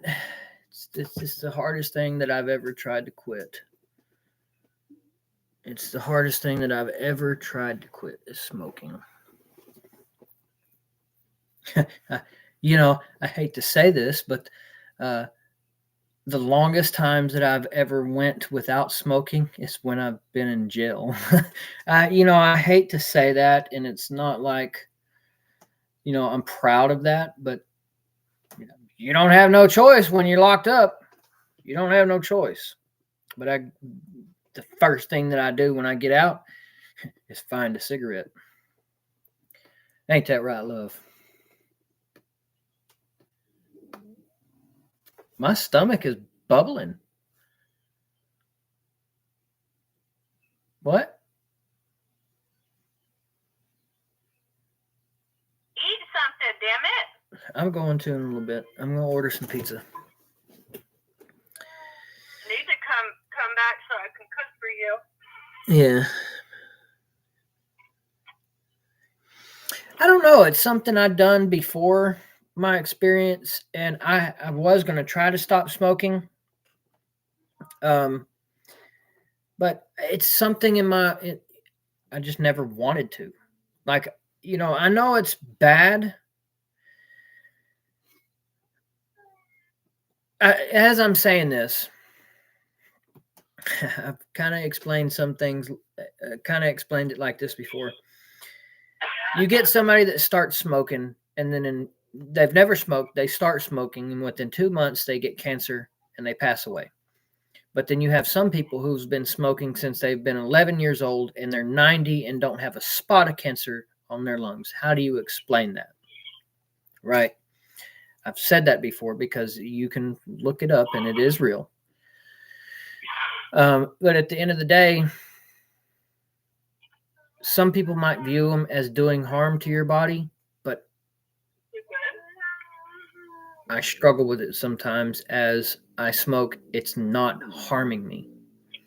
And hopefully in thinking that, I'm creating that it's not harming me in any way, shape, or form, because I don't ever feel sick from them or anything like that. I don't have a smoker's cough or anything like that. Smokers wake up in the morning and they're coughing up a lung. That I don't have that. My throat doesn't hurt. My lungs feel healthy and everything else. My body feels healthy. So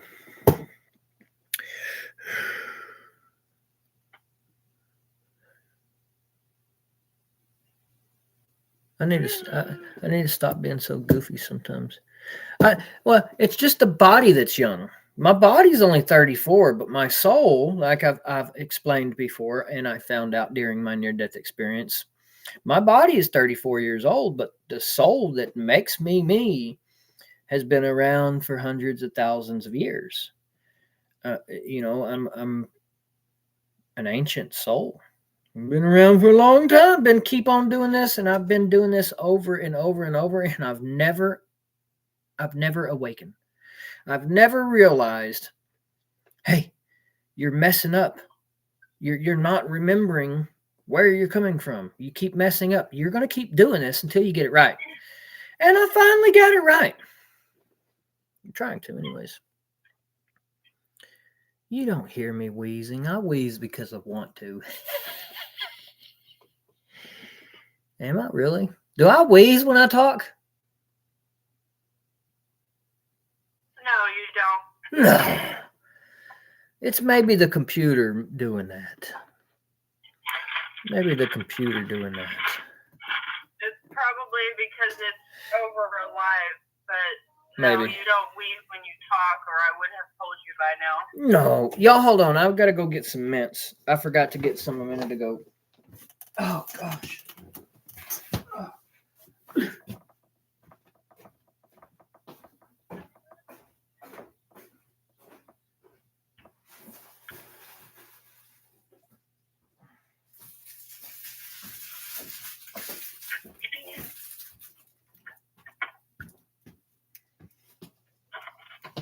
Okay. I got my mints. I restocked my desk, love, with my mints.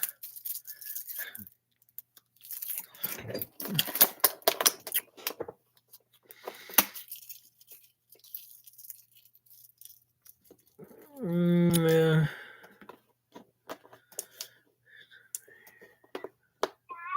That's because my body is broke down because I've been I've been framing houses for 8 years, and I've taken a lot of drugs, and I've abused the heck out of my body.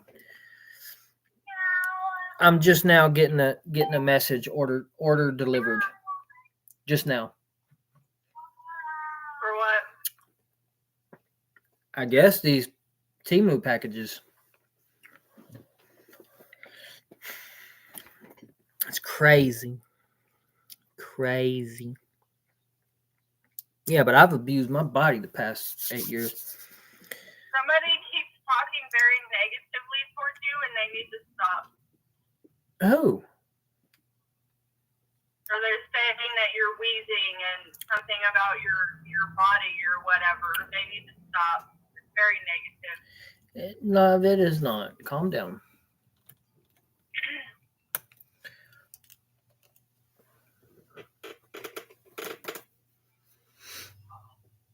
You sure are pretty.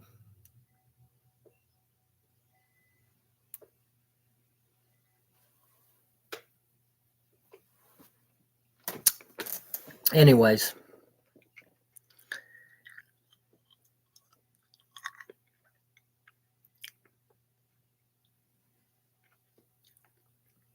I'm trying. I'm trying. I don't know. I might be back on here tomorrow. Maybe. I'm not sure yet. We'll just have to see. I need to start making more content, more videos. Because it's where I was going to make my biggest impact, what I was shown from the very get-go of my experience is that my biggest impact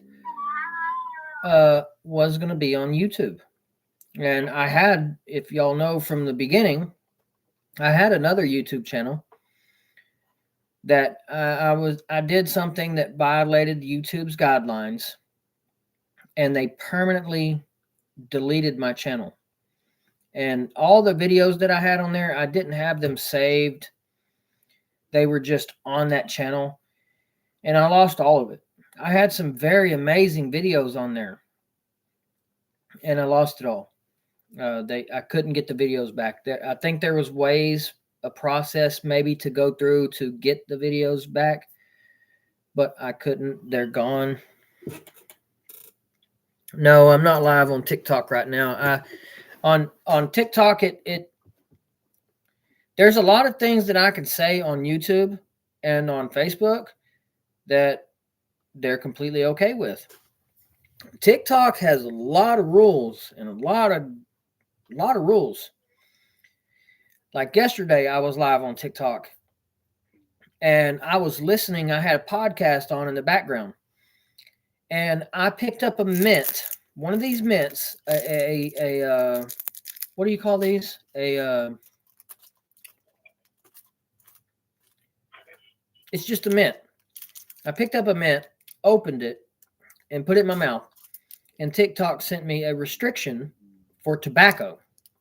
And I wasn't smoking nothing. Opened the mint. They sent me a restriction. And then on the background in the podcast, the Sean Ryan show, they were talking about ayahuasca, DMT, and these medical retreats to have a spiritual experience with psychedelics. And they sent me another restriction and said that I was talking about harmful drugs, which nothing. You see, they restricted me, so I got 2 restrictions to me, nothing. They don't like freedom of speech on there. Yeah, exactly. They don't like freedom of speech. They want to monitor everything you say, everything you do. Like on here, if I don't drink alcohol, but if I did drink alcohol and say this was a beer, I picked it up and drank it. Well, on here, you can do that. But on TikTok, you can show it. But if you drink it, your live ends. They cancel it. If you smoke on there, your live ends. They don't like that. If you say certain things about a drug or some kind of violence, they end it. They don't let you talk about that stuff on there. And it's pretty crazy. It's pretty crazy. All the rules and regulations to me. Freedom of speech. You should be able to say whatever you want to. Now, if somebody is being rude or hateful or just disrespectful, I understand restricting their videos or even ending their lives or their live video. You know what I mean? But somebody who's trying to get the world to look at it in a different way instead of how it's viewed, because a lot of psychedelics in a lot of different communities or religious beliefs or just in general people, they're viewed as a bad thing. But psychedelics can help you. They sure can. They can help you in a very positive way. Now, they can do bad things too. Don't get me wrong. I'm not trying to sit here and say that it's all good, because sometimes it's not. I mean, just like you can have a good trip, you can have a bad trip too. You know.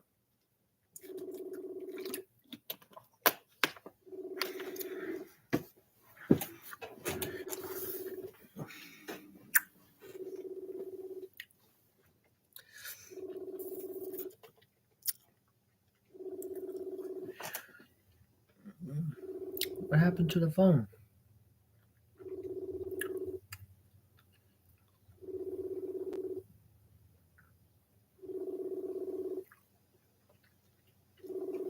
Anyway, I'm watching this podcast on here, this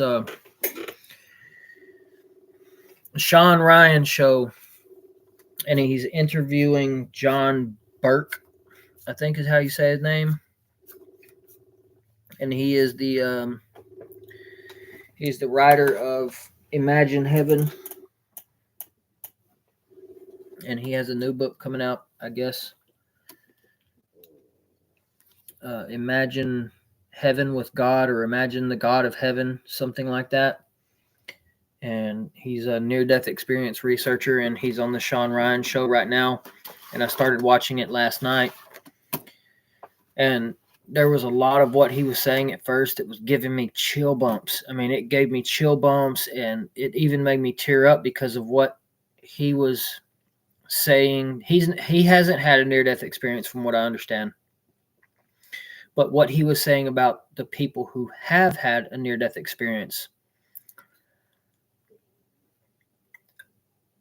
I understand.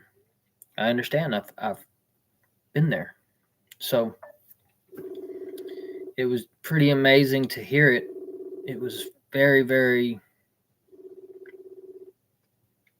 I can't even find the word. Relatable, I guess. It was relatable. So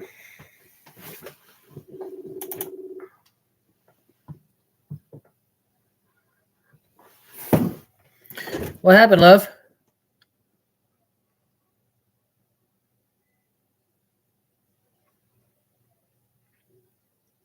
Huh?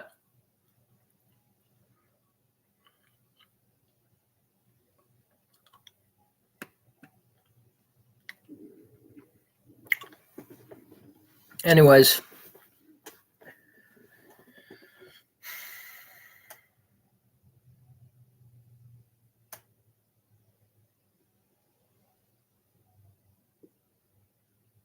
are you going home?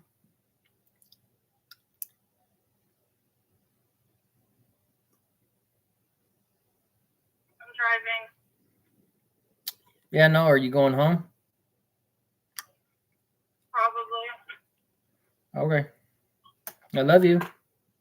Why? I was just wondering. I love you. Love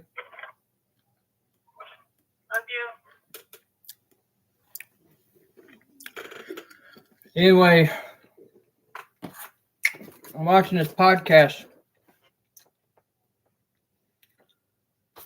This is my other YouTube channel, y'all. It's called This Is the Breakdown. And that's what I was going to say earlier about making more content. What I was going to do is on that channel, This Is the Breakdown, we're going to start a channel dissecting the series Ancient Aliens. That's what I was going to do. Because people watch Ancient Aliens and it has a lot of good stuff in it, right? But just think about it for a second.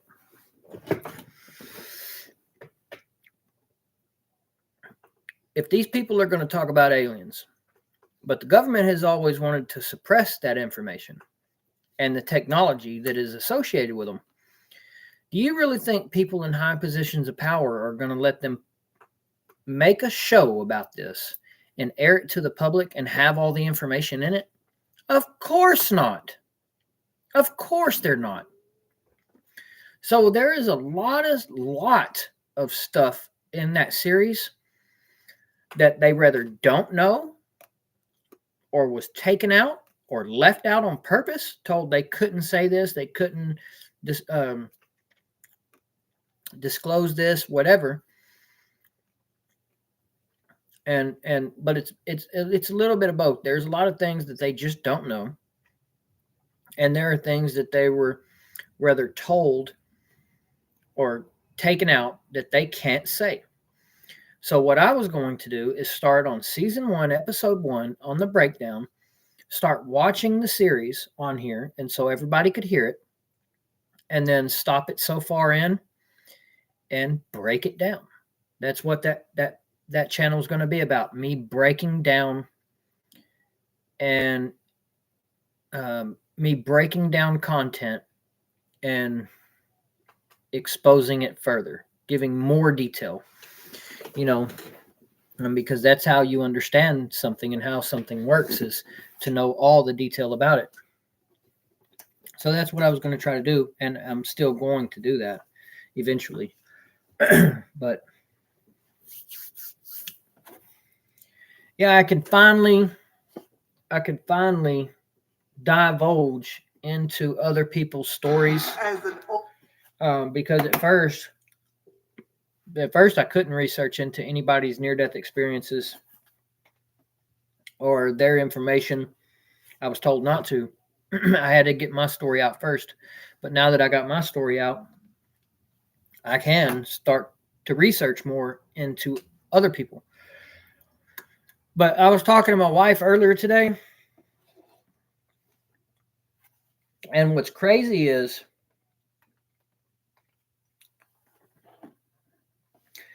I still, some of the stuff that I experienced and currently experience,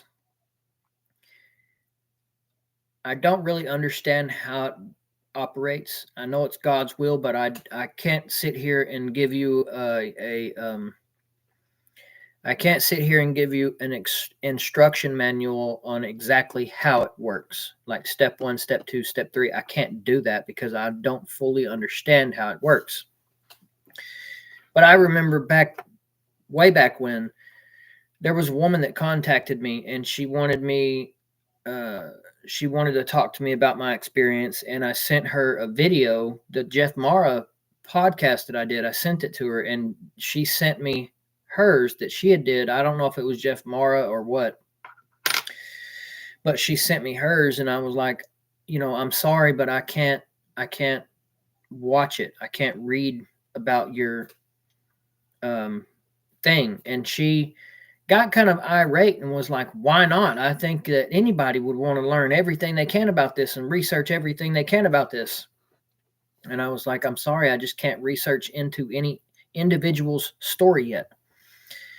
And it's, as I was talking to her, it was almost an immediate, I don't like this word, but it was almost an immediate, she's a liar. And what I was shown is that,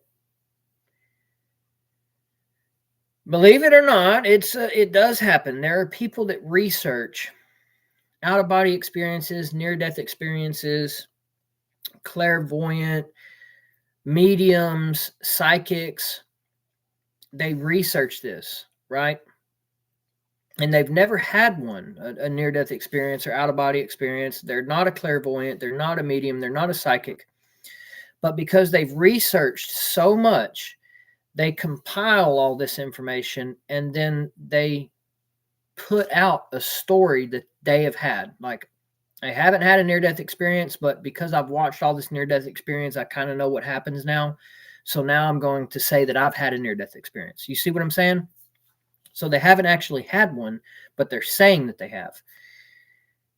That's what I was told to, why I couldn't research into people, because there's people out there that claim to have had this experience, but actually didn't have this experience. They're taking pieces of other people's stories and using them for their own.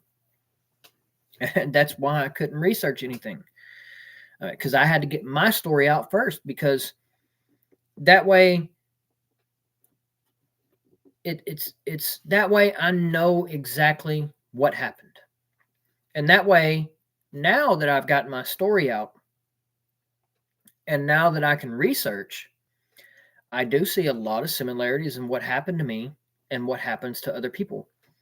Because I'm, like I say, this is nothing new. Near-death experiences, out-of-body experiences, they're not new. They're not even in the last decade or century. This has been happening for thousands of years. Near-death experiences are talked about in the Bible. They're talked about in the Bible. Near-death experiences talked about in the Bible. Multiple different cases of people having near-death experiences, leaving their bodies, going to God, coming back to their bodies, and saying, hey, God's real. So, and then when it does come to spiritual people, some people, I call God because that's how I was reintroduced to God, was in the form of at first a light, and then in the form of a man. That's why I call God He, because He appeared to me as a human man. I know He was more than that, but that's how He appeared to me at first. And I've had a lot of people say that, talk about how I describe God or how I say He's a man. It's not that He's a man. He can be if He wants to. But God can be a woman if He wants to. He's both male and female. He's not one race, he's all races. He's not, you know, he's not human. God is everything. Everything is God, just in a different form, right?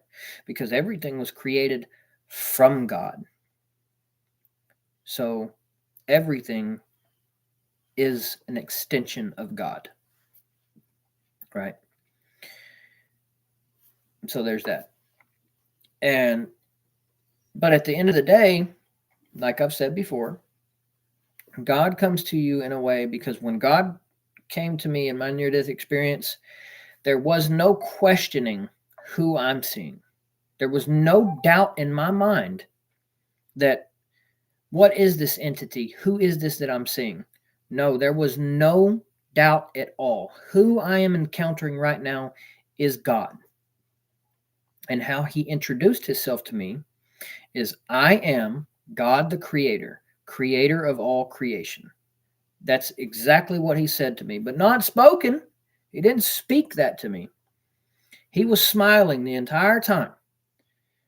He communicated directly with me, was inside my mind, in my soul, telepathically.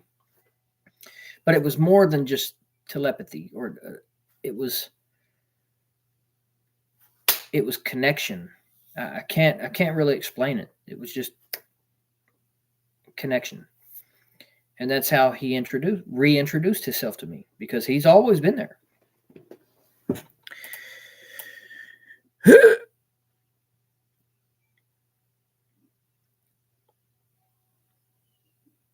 I don't know. It's possible. It's possible. Fascination after reading.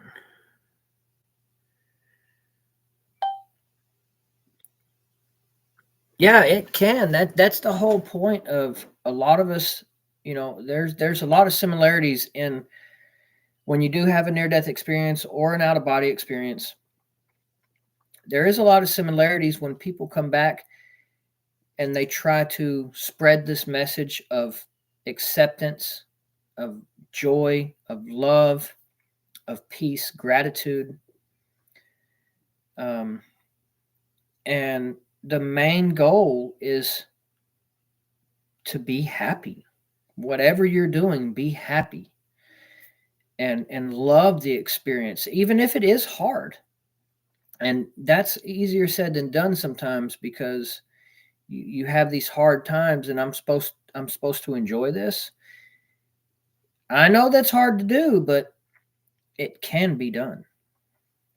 It can be done. It's a mental state. You know, no matter what you're going through, you can train yourself to whatever you're going through, be completely at peace in this moment, because that's what you have. You don't have 5 seconds ago. You don't have 5 seconds from now. But what you have is in this moment. And in this moment, you can make it what you want. It can be hellish. It can be heavenly. But it is what you want and what you create. So at the end of the day, whatever you're going through in this moment, love it. Try to create, even if you're in something bad, try to envision a way to get out of it or change it into something positive. It can be done. It's been done all the time.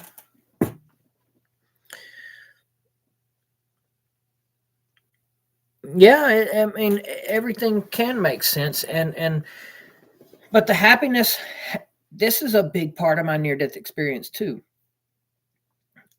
What I was shown about emotion, human emotion, because I was shown that animals have emotions, trees have emotions, everything has oh man, it's kind of hard to explain this stuff, but everything has emotions, but not so defined. When you come into a human body, your emotions get more defined on, like, this is what anger is, this is what sadness is, this is what fear is. You have more of a definition of the emotion. So what I was shown, or how I was shown, is that what we're supposed to learn is that emotions are tools, right?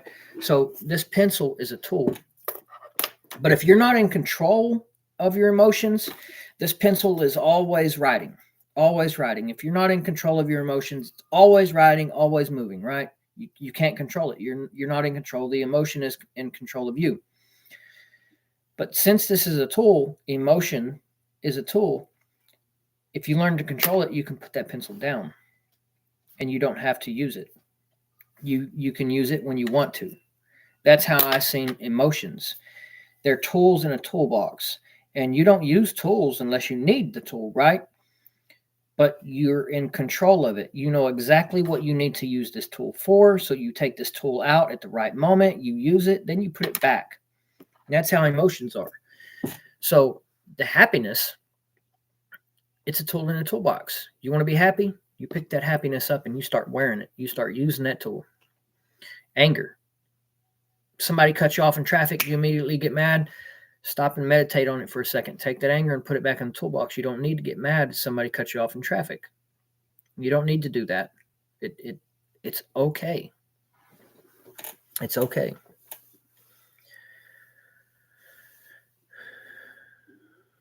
It's okay.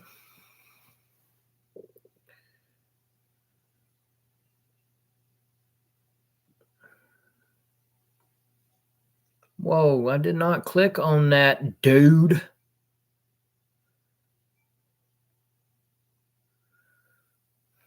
You're so pretty.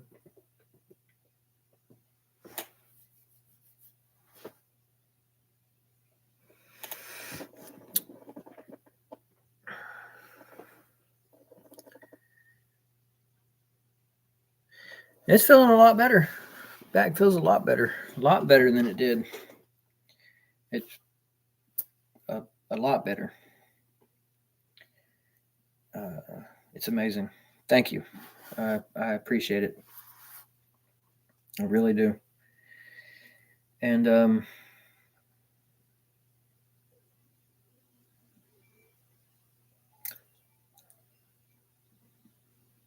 your camera keeps cutting off.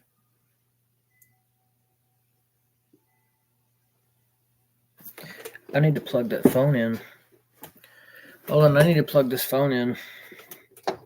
I got that phone plugged in. I got my computer plugged in. I got to go get the other cord to plug that one in though.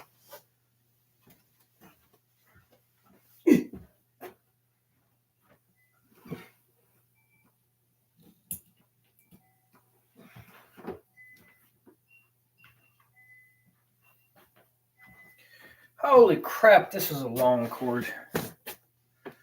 I'll get tangled up in this bad boy. What end of it do I need? I need this end.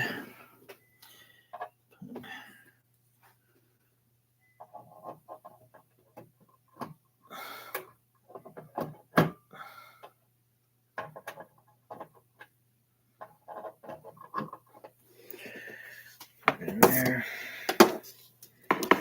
Holy crap. I need a cord organizer. That's what I need.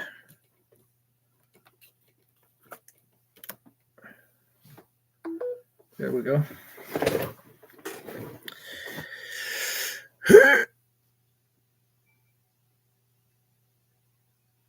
Yeah, it is. It is. That's all a part of it because everything is connected. But when we create that separation, you know, we're connected to God. But when people view God as an external source, you're creating a separation. So there's certain things that won't work for you. You have to know yourself inside and outside and solidify that connection because believe it or not, I didn't know how to do that at first. When I did Jeff Maher's podcast, I so wanted to have that connection again and I didn't know how to do it at all. Like at all. I was at a complete loss. But ever since then, my connection is solidified. There is no separation between me and spirit, God, soul. There is no separation. I don't create it. I create a unity. So when even with religion talks about the Trinity, um, that's solidified within me. There is no separation. So, but yeah, it's awesome, awesome. You don't belong here. You belong right here. But yeah,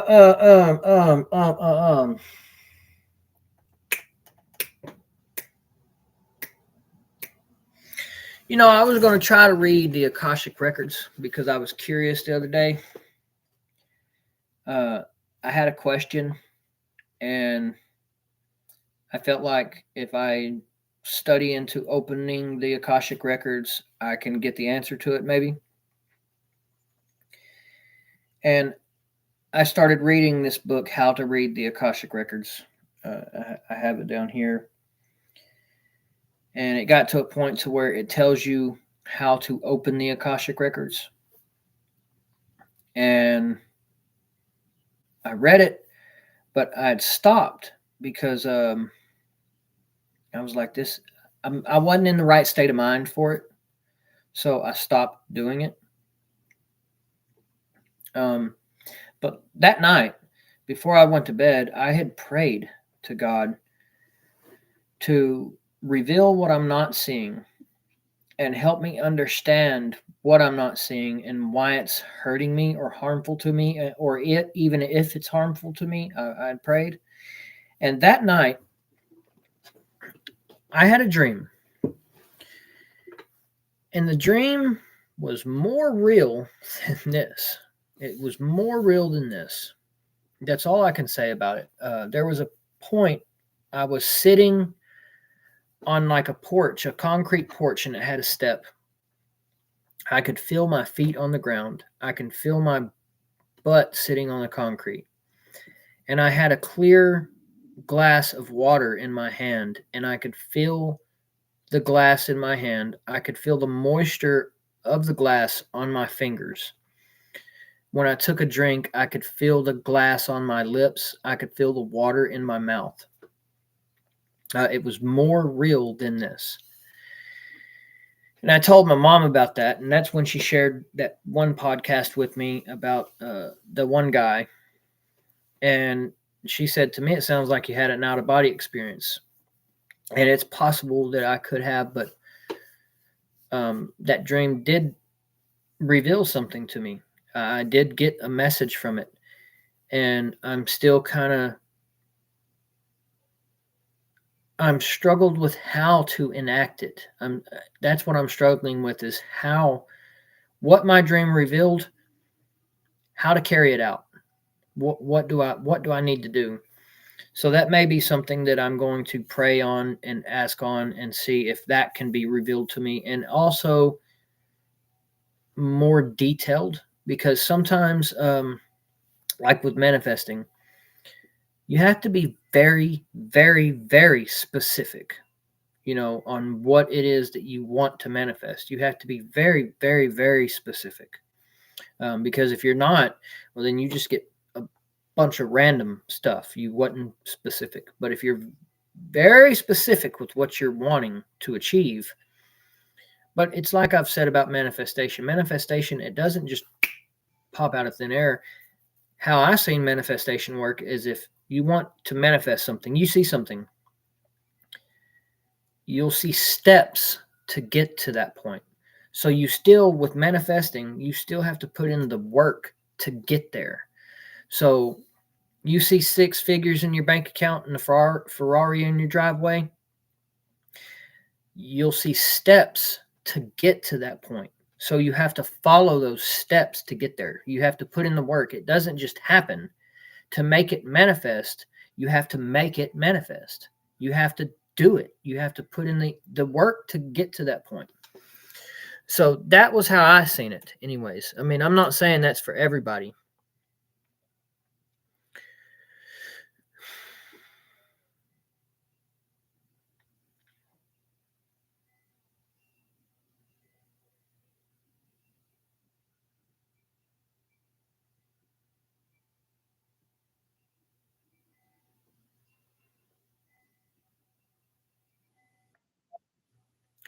That scared me. That scared me.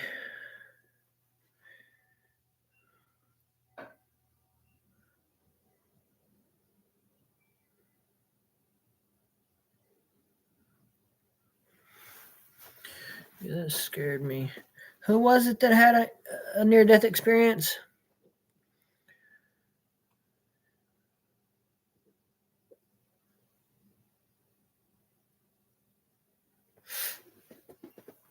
You know, and this is something that I talked about in my podcast with Tia Renee, that I've made it very clear since I've been talking about this that I was a drug user. I was heavily into drugs. I've never tried to hide it or, make it sound any more romantic than what it was, or I've never tried to. What's the word? Make it a good thing. I've never tried to make it a good thing. But I'll get into how I view that later. Drugs and things like that, because I don't view drugs as a bad thing. I believe what it is the individual. Whether you take drugs and they do a positive thing in your life, or you take drugs and they do a negative thing in your life, because there are both on this planet. You can find it right now. There's people out there who do use any kind of drug, and it doesn't harm them in any kind of way. They're not hurting anybody. Their bills are paid. Their car is taken care of. They have food in their refrigerators. Their kids are taken care of and loved. So in that sense, you can't blame the drug. That person's doing what they're supposed to doing. They're just using a drug. But then you have people who do use drugs and they sell everything they have. Their kids are homeless. They don't have no food, no car, stealing to get more drugs. In that sense, that drug is doing a bad thing in your life. So maybe you shouldn't do the drug no more.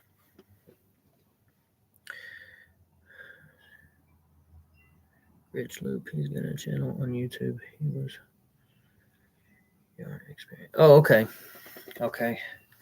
I've probably seen him at some point in time on here because, like I say, I've not recently, probably in the past, I don't know, maybe year and a half, I've started to research here and there into other people's stories. But it's like I say, at first,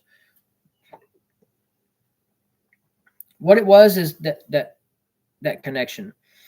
If I didn't have that connection and I heard somebody tell a near-death experience, I wouldn't know if it was believable or not. I wouldn't know if it was real or not. But now that I do have this connection, you have that intuition.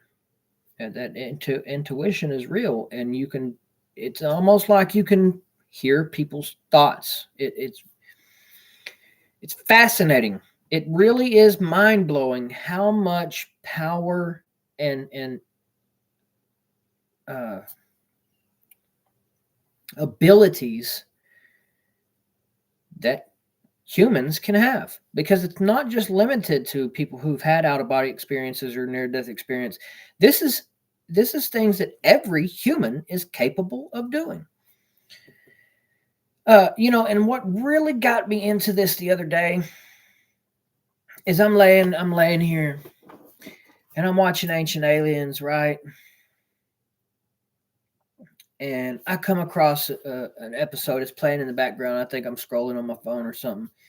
Comes across the background, and it starts to talk about this guy. Give me 1 second. I need to find his name because I'm bad with names, and it's going to drive me crazy if I can't remember the guy's name. So just hold on 1 second. Don't go nowhere. I'll be right back. Look. I know. Okay? I know. Calm down. Calm down. I gotta find this dude's name. Gonna drive me crazy. Oh! Alright. Go here. Go here.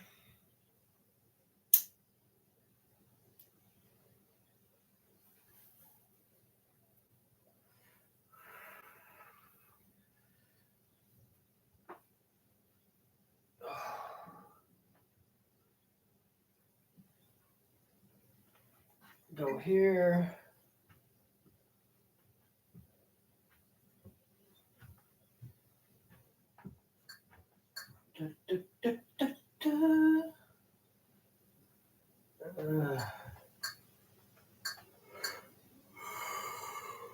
Go here.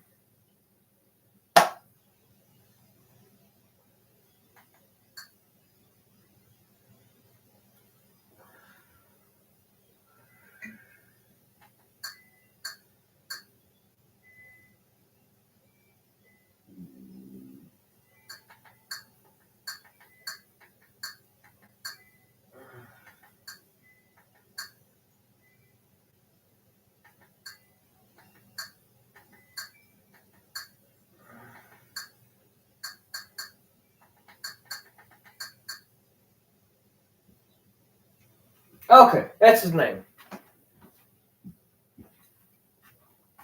His name is Edward Casey, and he was known by the Sleeping Prophet.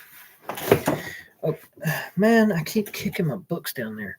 He was known by the Sleeping Prophet, Edgar Casey. And matter of fact, I have a bunch of his books saved in my Amazon account, right? Because he wrote a lot of books. And I was listening to this episode. It caught my attention. So I started listening to this episode and I got really, really into it. I mean, I was really into what he was experiencing and what he was saying. And in that episode, it brought up the Akashic Records. So I really got interested in it, and then some of the things that he had predicted, I got even more into it, right? So it was just awesome to me to hear that and to see that.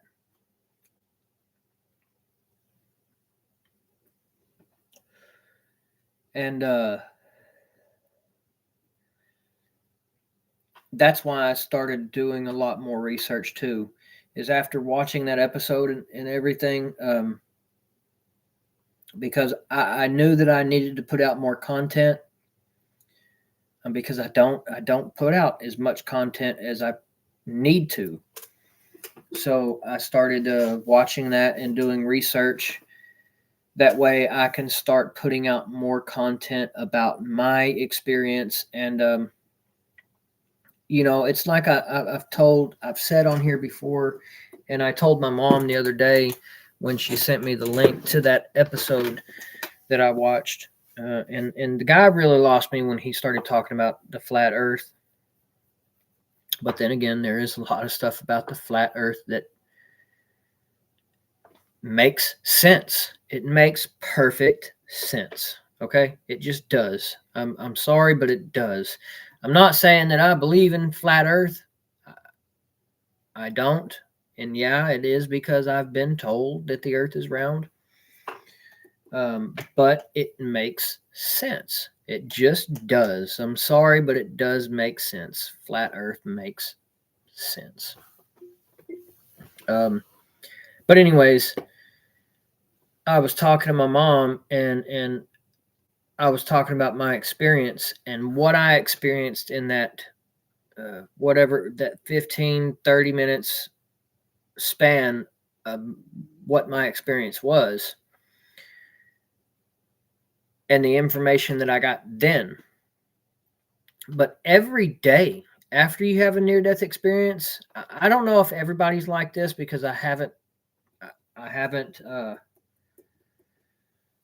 heard it yet, but it's just because I haven't researched it yet. But every day there's more and more information that comes. It doesn't stop at your near-death experience. The download of data, the knowledge that you gain, you constantly evolve. It's not you get this knowledge in your experience and that's it. No. Every day after you awaken, you learn something new. Every single day I'm getting bits and pieces of information, of new thoughts, ideas, realities, however you want to say it. It's constant. It's always happening. Always happening. And it's pretty cool. It's pretty cool. But that's why I need to make more content, because my experience is not all the information. It's just what I got at that point. And now after, I'm constantly getting more information. So I need to make more videos and put the information that I'm getting out there, especially while it's fresh. While it's being downloaded or uploaded or given or transferred, I need to make a video then, because there's a lot of times whether I've talked to my wife or my dad or my mom or my stepbrother, that I'm talking to them about a specific thing, and bam, it just starts coming. It just starts flowing out, and I don't record it. But it's like, man, I should have recorded that, because that right there, priceless.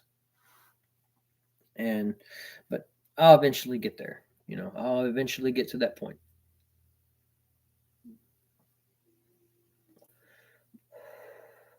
Y'all, I just want y'all to know that I'm so happy with how my office area turned out. What I'm in the process of doing is I'm going to get a curtain rod, and I'm going to hang up right behind me here. And I have some curtains from Temu that I want, that it looks like you're in the cockpit of a spaceship going through space. And in the windows of the cockpit, it's like stars and galaxies and stuff.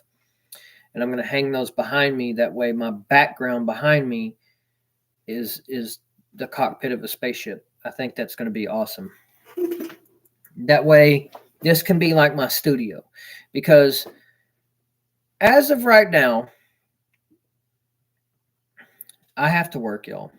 I just do. We have bills. That's the way things work on this planet, where we're constantly doing everything to get currency, because currency is how people trade here. So you get electric from an electric company, you trade with them with currency. You get water from the water company, you trade with them with currency, so forth and so on. That's how it works here. Now, I also seen other realities where they didn't have currency. It wasn't like that at all. There was no money. They didn't have money. And it worked perfectly. Everything there was perfect. I mean, humans, they worked perfectly together there. It was amazing. But also, I'm saying about my content, the reason that I don't make more content is because the only time that I have, I work construction. Framer. I'm a framer. I build custom homes. At the end of the day, I'm tired, y'all. I don't have the energy to make content, or sometimes I'm hurting, or I'm just wore out from the day. I don't have the energy to make content. So on the weekends is about the only time that I can make content. But on the weekends, because I went to work all day, and then I come home and you spend a little time with the family, eat dinner, take a shower, whatever, and then it's bedtime. And I got to wake up in the morning and do it all over again. So, I know there is a lot of people who've had near-death experiences, or and some of them write books to sell the books and get the money, and that way they can keep going.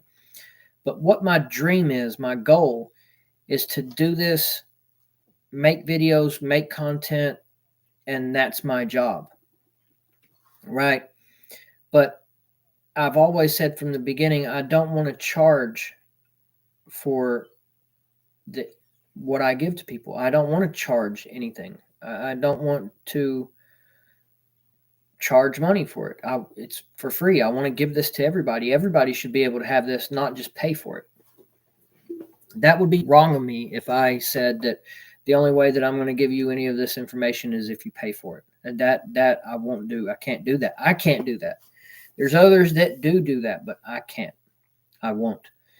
But what I do is I put my Cash App up, and if people want to donate, you can, but I don't ask for donations. but it's there if you want to. I mean, the more people that maybe can donate, the more I can put out content. But at the end of the day, I have to go to work because bills still have to be paid.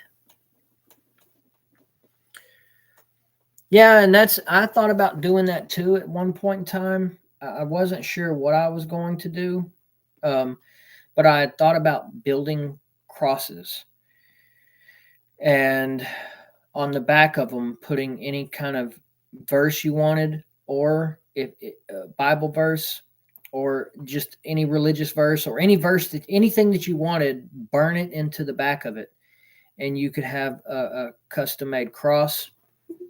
I just haven't,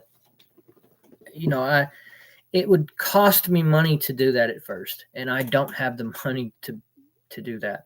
I just don't. But I was also trying to write a book. It's easier for me to read than it is for me to write. But what I wanted to do is, I don't know if this is a thing, but I wanted to find somebody who is a writer, get a hold of them, and meet up, and they write what I say. I don't know if that's a thing, but that to me would work a lot better, because sometimes it's hard for me to write. Because I did start on a book series that I called A Soul Story. And I had the titles for 3 different books. One of them was The 13th Remains Anonymous. One of them was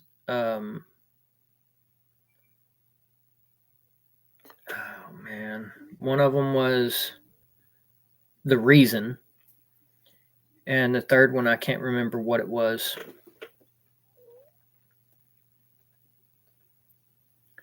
I know, I'm going to. It's just hard.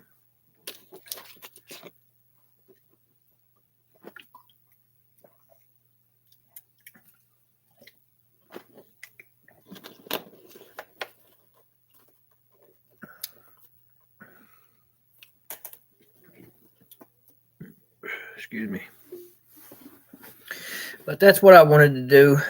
Let's get somebody that could write it for me and write it down, I guess. Because I'm not a good writer. I don't know how to. I've never been a good writer. That sounds good. I'm more than willing. That's great, because I can't. I've posted some things in the near-death experience page, and our near-death experience groups. And like when I first had my near-death experience here, or let me take you back to my near-death experience, because I was talking earlier to my wife before I ever went live, and I told her a little bit more in detail of how it happened. So here on this earth is where I had my near-death experience, right? So I was awake 5 to 6 days, no food, no water, using drugs. My organs were beginning to die. My body was shutting down. My brain was beginning to die and shut down. And in my body's weakened state, my soul was able to expand my consciousness, and me as my soul came out of my body, and I showed myself to my body. And I could see through 2 different sets of eyes at the same time. I was my body looking at my soul, and I was also my soul looking at my body at the same time. I could see through 2 different angles at the same time. But that was the near-death experience, because my body was near death. My body was beginning to die, to shut down. My organs were failing. My brain was dying. My body was dying here. But what happened after that is classified as a death experience. So my soul left here and went to a mirrored reality, which what that means is everything that happens here is that's an exact copy of it. The same thing that's happening here is happening there. But the only difference between this reality and that reality was when I went into that body, I wasn't going to have a near death experience. I was going into that body to experience death. And so when I went into that body, me as my soul, I went into that body and I was showed that I had an aneurysm in the right side of my brain that was going to burst and I was going to die. And I was terrified. I was beyond terrified. I was crying. I was crying because I was so terrified. I was scared to die. I didn't believe in God. I didn't know what was going to happen. I was terrified. And then as I'm sitting here crying, terrified, all of a sudden this peace came over me, this very calming peace. And I was no longer afraid. And I remember being told that I have to say 2 words, I'm ready. Because I had to be ready for this. And I remember in this calmed moment, I said, I'm ready. And as soon as I said I'm ready, the aneurysm burst. I could feel it burst. And I've never done research on aneurysms, so how would I know this? I could feel it spread in my brain, and I could hear like bubbles. I could hear bubbles in my brain. And as it was spreading, me as my soul came out of that body. And I got to watch all the way until that body was buried. That body was buried in a graveyard. So I died there. And why that happened was, so in a near-death experience, this is your soul, this is your body. They are one, right? They are one. In a near-death experience, say there's a rubber band around these two. When you have a near-death experience and your soul comes out of your body, it goes and goes and goes and goes, but all the while it's going, it's putting tension on that rubber band. So eventually you go so far to where that rubber band pulls you back to your body, right? So what I was showed is where I needed to go and the information that I needed to get. A near-death experience wouldn't allow me to go there. So I had to experience physical death. That way I could completely detach from a physical form. That way there was no limit to how far I could go. So that was what happened to me. I had a near-death experience here on this earth in this reality, but in another mirrored reality, I died. My body died. I died from an aneurysm that burst in my brain and killed me. And just so I could go where I needed to go spiritually as my spirit body. And what was crazy is that having accessed all this information, all this amazing, wonderful data, when I came back to this body, I wanted to write all this down. That's immediately what I wanted to do. I wanted to write everything down. But as soon as I moved, twitched, I seen a brick wall that got put up. And I was told, you can't have that. There was a lot. I can't even explain to you how much information was just stripped. I was told I'm not allowed to have it for 2 reasons. For one, the human body, human brain can't understand it yet. You can't understand some of the things that's outside there. So you're not allowed to have it because you can't understand it. And a second reason, that if you was allowed to have some of this information and you did have it here and you could see it and you understood how to use it, there are negative entities that they don't know how to use it. But if you was able to use it and understood it, they would also understand it and know how to use it. And they would use it for very bad things because they're bad entities. They're negative entities. So that was the 2 reasons that I couldn't have that information. But as we evolve, not just spiritually, but physically, because spiritually you can make the physical evolve. So as we evolve and start to reprogram our brain and rewire our brain, we can understand some of the things that have been repressed or hidden or not allowed to come into existence yet because of where we were physically. So that's what's happening to me as I'm evolving spiritually and mentally. some of the information that was withheld is slowly being given back to me. So I did write a lot of this stuff down on Facebook when I came back. And I want to read some of it to y'all if y'all don't mind.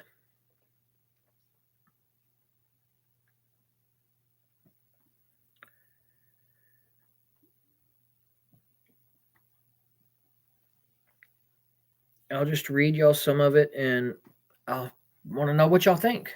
You know, I don't know if y'all have ever read what I've wrote before, but now you won't have to read it if you don't like reading. It'll be spoken, and you can listen if that's okay. I also said in this, it's posted, it's pinned on my Facebook page. I said number 5 is the one I recommend reading first, but I'm going to read number 1 and then gradually get to number 5. But number 1, this is what I first wrote when I came back from my near-death experience. Here we go, people. Hold on. Laugh out loud. I'm going to put this in the form of a theory. I sit here typing. I'm typing because the formula needs to exist to answer the question. The question exists because of thought. Where did the thought come from, I wonder? Simple. The thought came from mankind's quest for knowledge. I wonder what happens when we keep questing for knowledge throughout time. All humanity will have one last question at the end of your time. Then we die. Listen, I know how this is going to sound. I'm asking you to trust me. I didn't stop questing for knowledge after my first body's physical death. It's known to mankind as consciousness. I call mine my soul. After I died, I still had questions. Eventually, I asked enough questions that I found the truest form of an answer. It was God. Where was I? Once I had that answer, I had all answers for all that ever was, is, and will be. What I learned is that things that mankind can't even prove exist, yet mankind acknowledges its existence. If and when you come back to Earth, you will have no memory of before birth. If you're able to remember that truest form of an answer, then the rules that apply to mankind's quest for that great knowledge won't apply to you anymore. Once you realize the truth, nothing is impossible. But we can only use certain parts of it. We're not allowed to alter mankind's reality. And that is fact. This is what I give to you, Mankind's Freedom. Lived by Chad Dwayne Foster Jr. That's the first one. Second one. All would have been possible. No matter what, I have nothing but respect for all of you. Y'all took time and acknowledged my existence. I'm never going to lose my, call it faith or insight, or maybe to you it's just an idea or a brain fart. It doesn't matter to mankind anymore. Let me explain that so it's not misunderstood. I'm not saying that mankind has no belief in a higher power. What I mean is, with everything that we are now as life on Earth, from what we once were, it didn't do anything but cause more and more wondrous distractions. I will always believe in a time where race, religion, sexuality, and other emotion-driven judgments don't cloud what is the right thing to do. Look, only recently, 2 months, my 31 years on Earth, and everything that I knew or thought I knew, I was shook. Life became so clear. I knew what I needed to do. I started a YouTube channel because that's where I was going to make my biggest impact. That was my ground zero. You are exactly right, John Doe, about profit. I was trying to get funding, sponsored, anything to be able to get a computer and whatever else I needed to have a good channel. Without money, you're poor. With money, you're rich. There will be a time when mankind sees things again for what they are. All of it is a distraction. I hope I see the day. I hope I see the day we look up at the skies again. I hope I will live long enough to see man.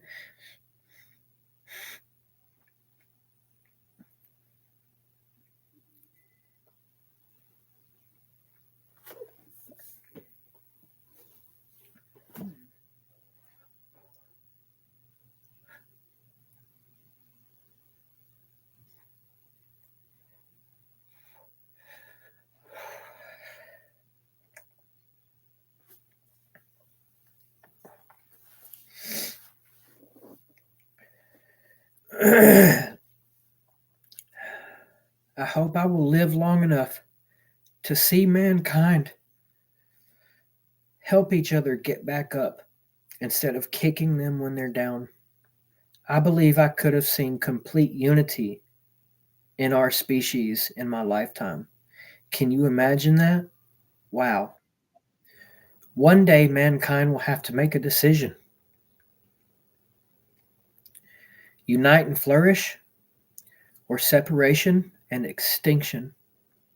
Our story is very short as a species, but Earth has been here for a minute. Something that is fact about Earth. Let enough time pass, life appears. Let more time pass, life dies. There is so much more to say, but I'm running out of time.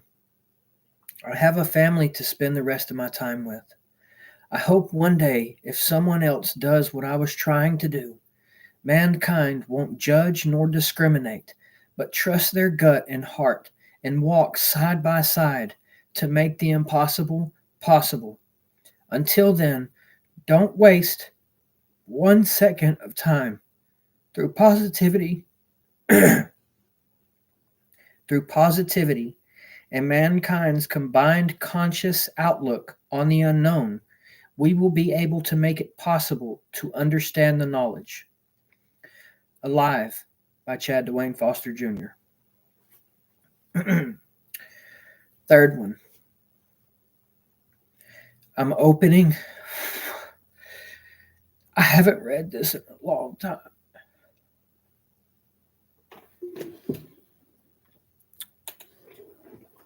I haven't read this in a long time.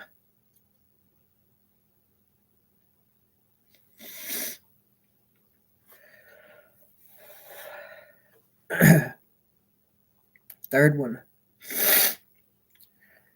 I'm opening to you all now with a very heavy heart. I need to be heard because I see you. I know how hard this is going to be. That's why it's up to me to see this through. I love you with all of me, and I want to bring this to you in a way that you, in your reality, has to believe it, or I will fail. I feel your doubt, your fear, your worry, your pain, your uncertainty of what mankind is unsure about. The future? What happens after we die? All I'm asking is one person to have faith in what I'm saying. That sounds crazy.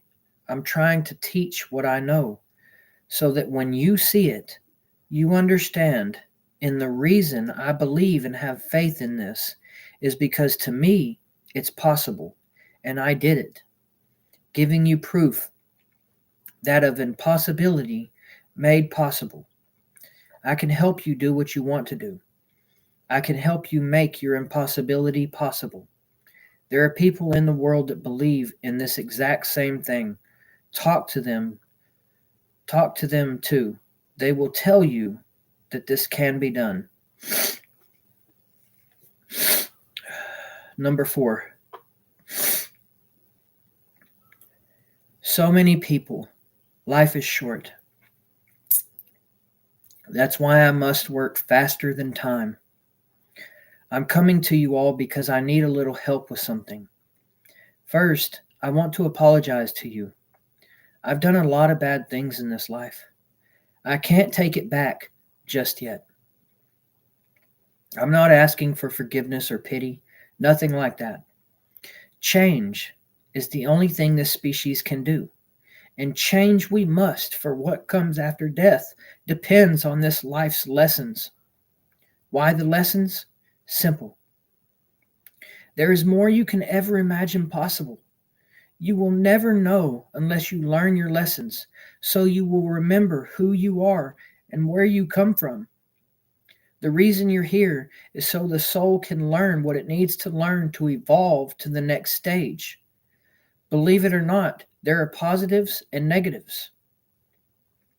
There are other species that try to influence your positive light with dark negativity.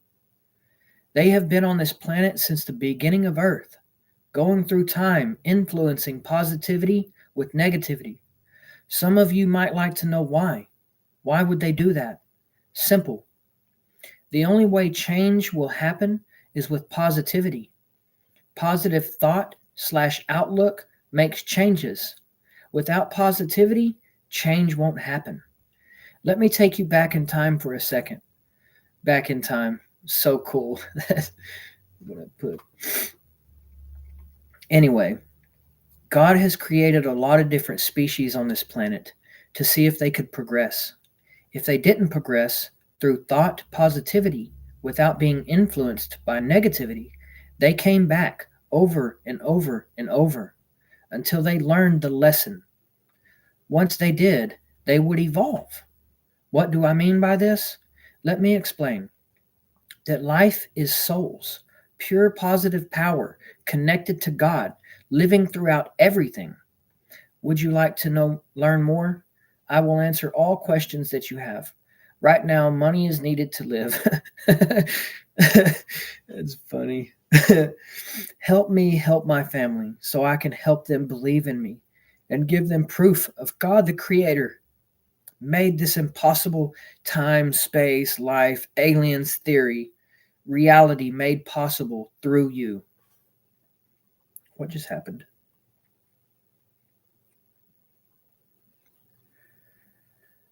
Sorry, y'all.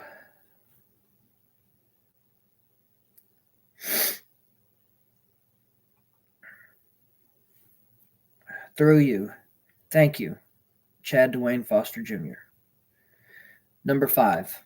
This one's kind of long, but this one's very good. Okay, note to self, take a breath, laugh out loud. It's time now to tell my story here in my favorite group page. Whoever reads this here in this group, just know you are the first ones who have heard this, and I'm honored to be able to share this with you. First, let me say this will be a long one, laugh out loud. So if you don't read it all, I completely understand. Second, some of the things I write might or will be hard to understand. Trust me, I know.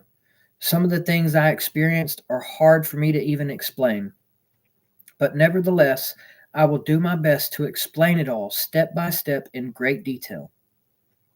Third, if at any point you realize that I'm not using a highly educated vocabulary, I'm using words that are fairly easy to understand, I have to tell it this way.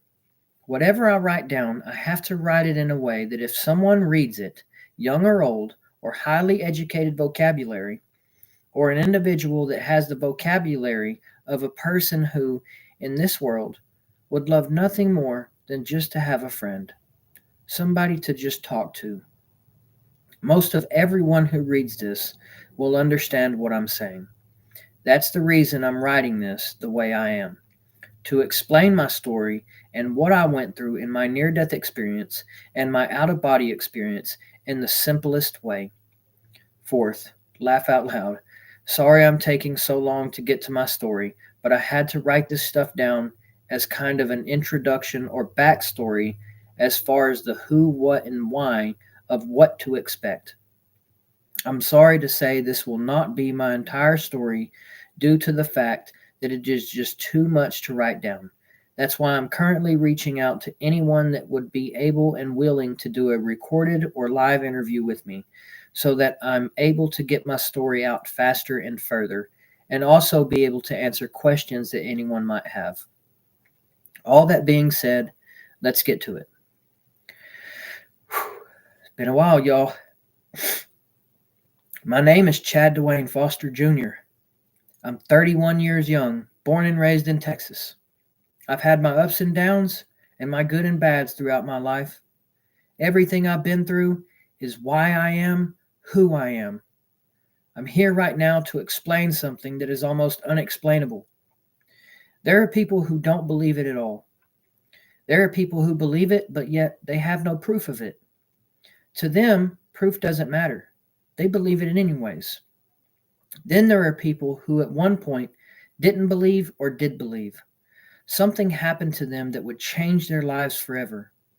I'm talking about the ones who have been chosen to meet the owner/operator of their form on earth and have came back to that form with so much to say. But one thing above it all is at the top of the page.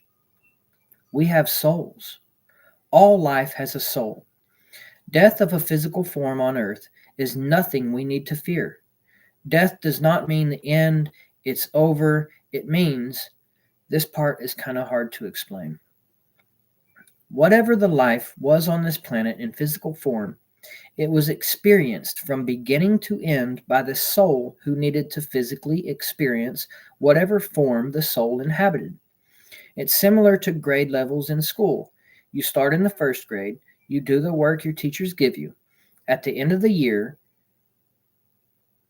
if you have successfully learned and completed the knowledge, you get to graduate to the second grade.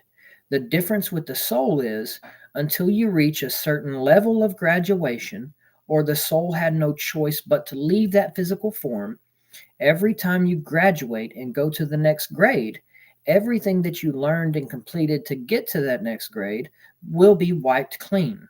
You will not remember anything from before. You will only know from the current moment forward.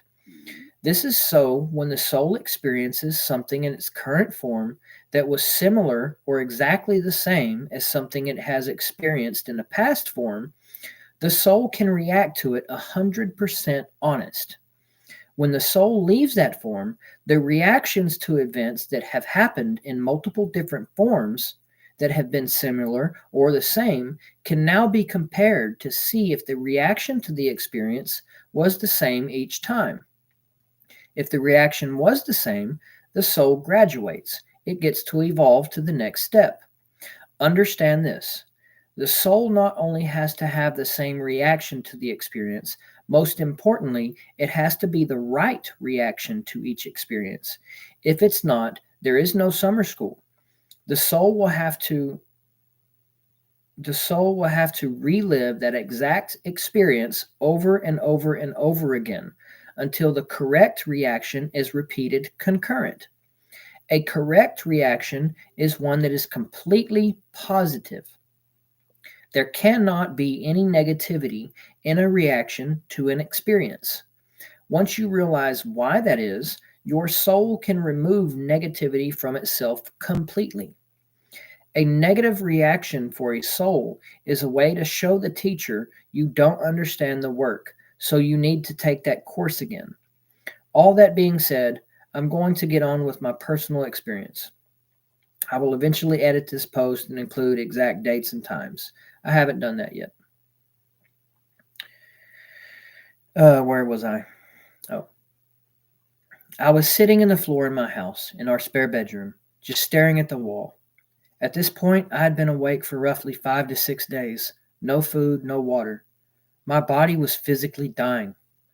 With my physical body dying, from what I understand, my soul was able to expand my consciousness in this body's weakened state, so my brain and my physical form would be able to comprehend what was about to happen. What happened then was, my soul, me, came out of my body, and me, as my soul, showed myself to my physical form. So here I am. I was seeing through 2 different sets of eyes at the exact same time. I was my body looking at my soul, and I was my soul looking at my body.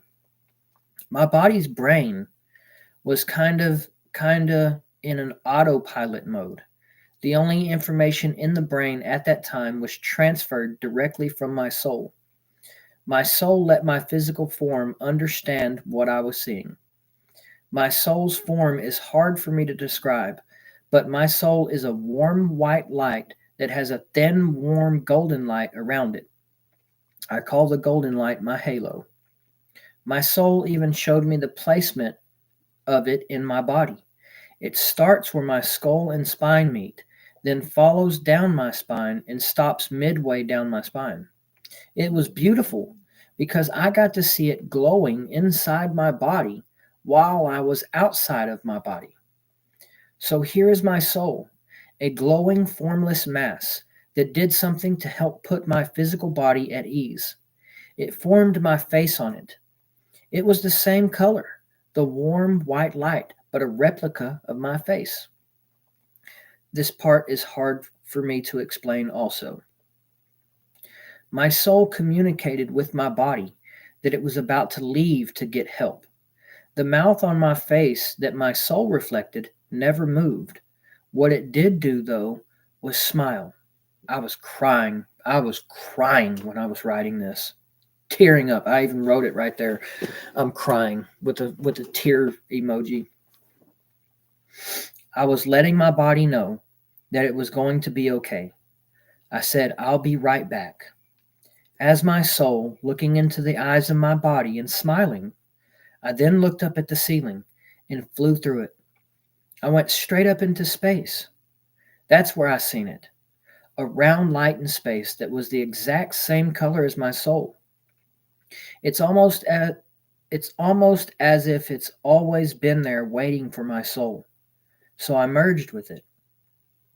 This part is undescribable.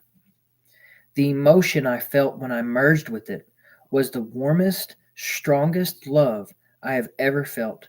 Humanity does not even have words to describe it. It is that good. From what I understand, I can't say every soul, is when a soul from this earth, in this reality, in this dimension, leaves its physical form, it merges with a form that is that soul's exact reflection. What I was shown is that exact reflection form your soul from earth merges with is you, a greater soul.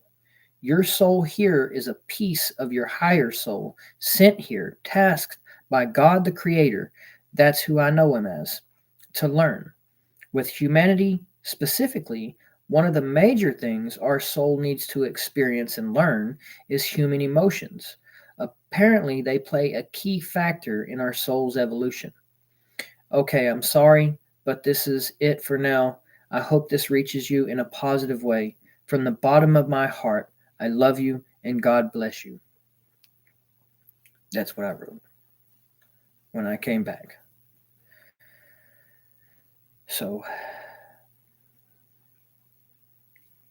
and then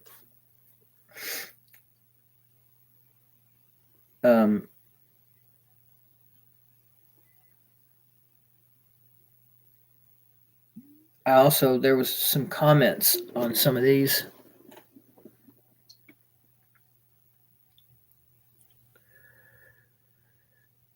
That's okay. I had to, there was a few comments and I had responded to them.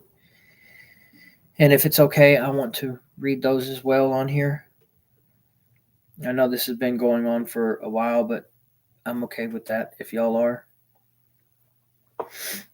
This is one of the responses. I don't know what the comment was that I responded to this, but this was one of the responses. Okay, wow. All of you are amazing. First off, I might not know you and you might not know me, but I love each and every one of you truly. So I'm going to say this first, and then I will eventually go into great detail. I plan on writing a library, laugh out loud. That's what it will take to explain everything. What I was going to say is, and please, before I say how and why it happened, please don't let emotion control how you judge. Anyway, In this body, it was only a matter of 15 to 30 minutes, maybe. I've tried to explain it in a way that everyone could understand a time frame for how long my soul was outside of my body. I know how this sounds, but as time as we know it, my soul was outside of my body for hundreds of millions of years. The reason I say this is time as we know on earth did not exist anymore. Instead, all that ever was, is, and will be was there. It was it. It was everything was it. Connected to it all. And it was a tad bit much to take in at once. There was one thing that I struggled with, and I'm crying and shaking writing this right now. I had to let go of all my karma, my emotions, my trauma, but that wasn't the hard part. The part I still struggle with is my own death. It was an aneurysm that killed this body. And that's not all. Before I could go any further, I had to say I'm ready, understand why it happened, how it happened, and even love my death. Be grateful for it and 100% happy. Then it happened. I went through the entire process of the death. I had to watch. I had to watch to learn why. That's not it, though. Laugh out loud. I got to experience right before my death, right after my death, and after this body was unseen. Not through me, though. I had to experience it over and over again from everyone I knew. I actually got to see it through their eyes and feel how they felt. When I got to my son, oh man, I wish that pain in him, it was so pure, a perfect definition of that emotion. Sadness. My son was sad because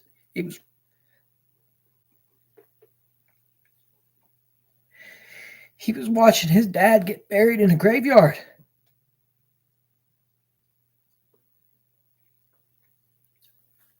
I was dead.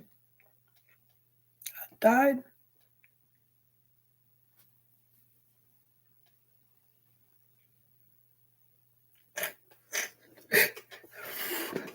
I can't believe I'm doing this on camera.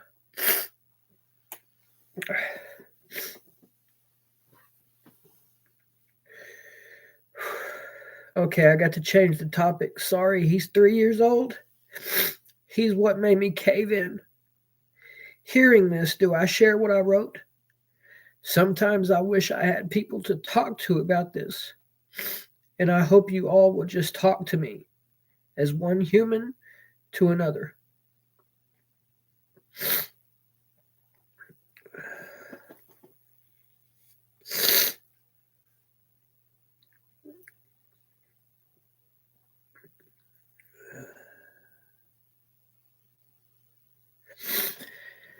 And this one person had commented, I think this was on, this person had commented, I think, on one of my old YouTube channel, my video. And they said, thank you for sharing. And I can't wait to hear the rest and more as it comes to you. Follow the synchronicities I'm sure you've been getting. I have so many questions, laugh out loud. But I'm sure you are bombarded with many, so I won't expect an answer. But one of them is, so if we didn't follow our true path and die and have to come back, do you think we will go to an alternative multiverse, and get to be the same person? Or have to come back as a whole new person? Like, why the past lives if we can try again as the same person? Different lessons or something? Just curious how that might work. Thank you again for sharing. And this was my response that came to me. I try not to think about them, but it keeps coming anyways. Laugh out loud. Okay, it's crazy weird how this energy field operates. I haven't found a way yet to tap into it at will, but I am close. But when I'm there, I can feel it, and the memories and the answers come to me so fluid. It's amazing. Anyway, first off, I'm not saying this is how it is. And if you believe in something other than what I say, I'm not saying you're wrong. I'm not saying that. So, what's in my mind's eye is right now on this earth, in this reality, in this dimension, whatever body you are in, when you stray from the golden brick road and you follow a gray brick road, when you die and the soul leaves the body, then a life review to see where your mistakes were. If you choose to reincarnate to correct them, or you're sent back to correct them, you will take the same form from that life just past, but not on the same earth. It will be in the multiverse. Here's the monkey wrench, though. Laugh out loud. Say you seen a mistake on a Tuesday during a life review. Went back, corrected that mistake. Well, come Wednesday, since you have changed the reality by correction of a mistake, it's possible to have a mistake now on that Wednesday that wasn't there before. I know, mind blown. Eventually, I want y'all to hear this, okay? Because this is very important to me.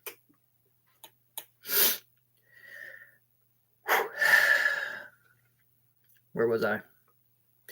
Eventually, through trial and error, you will live and experience possibly everything in creation.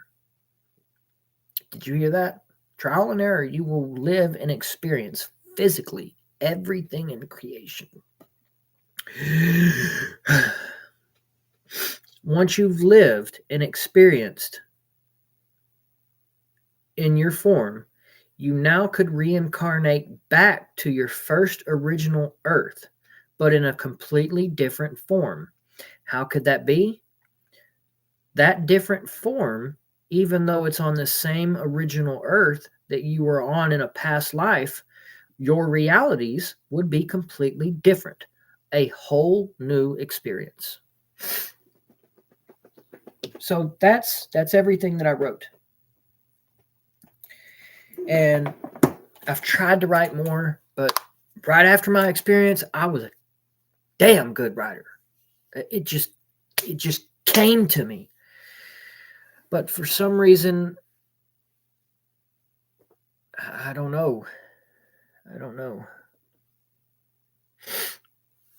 It just kind of left.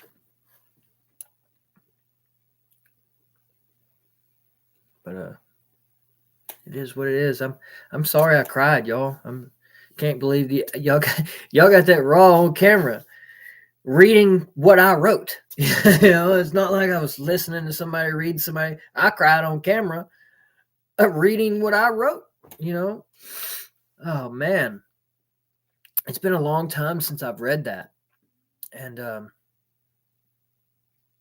when I wrote the one where I said I'm opening up to you all with a very heavy heart, there was nobody around me. I was in that room when I wrote that. But I could feel people's worries. I could hear their thoughts in that room. I wasn't around anybody. Even the people, it wasn't the people that was in the house. It was people on earth. I could feel them. I could feel their fear, their anxiety, their worry. I could feel them. I mean, it's hard to explain how that was possible.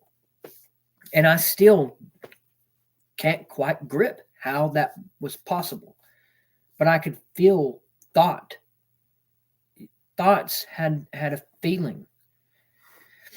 And it was mind-blowing. And I was because I was feeling all this, it was so heavy in my heart. It was so heavy because I wanted to take it away. I wanted to take that away from the ones that felt like that, the ones that were anxious or sad or hurt or just, beat down. I wanted to take that and fill them with love. I wanted them to feel the love that I had, because I had so much love. It's almost like from the inside out, this light was just beaming through every molecule that made me me. And every great now and again, I still feel that way. But there's a lot that's like pushing in, and I'm not sure what that is. It's like pushing, trying to hold my light in, and I don't know what that is.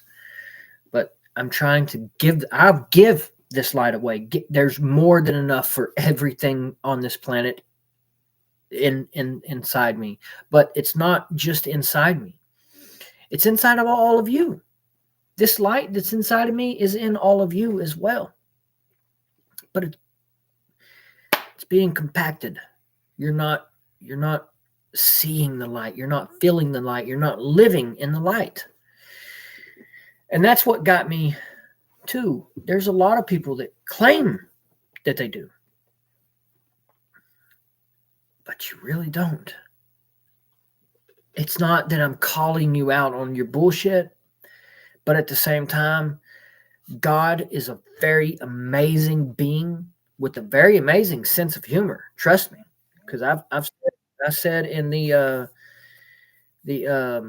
all-seeing addict that the reason I was chosen to tell this is because of how I talk. You know, I'm not highly educated, but pretty much what God said is, I chose you because you're stupid. That's what, I was told, because no matter who hears me. But this is why I say that, and why God said that too.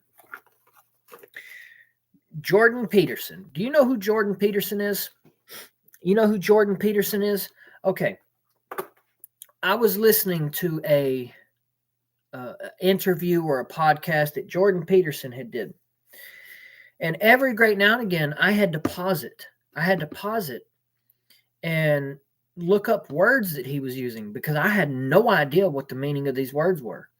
But then when I looked up the word, they had a simpler definition. Okay. You know what I mean? There's a simpler word that means the exact same thing that he's saying. So that's why God said, I chose you, because I don't speak with the vocabulary of, if anyone hears me, whether you're highly educated or not highly educated, or you're young or old, anything that I say, you won't have to pause the video, get a dictionary, and look up a word that I just said. You understand what I'm saying. You understand exactly what I'm saying, because I speak very simply. So that was that. Hello, Katie. I'm still trying to reel it in. I was crying. I cried on live on Facebook and on YouTube.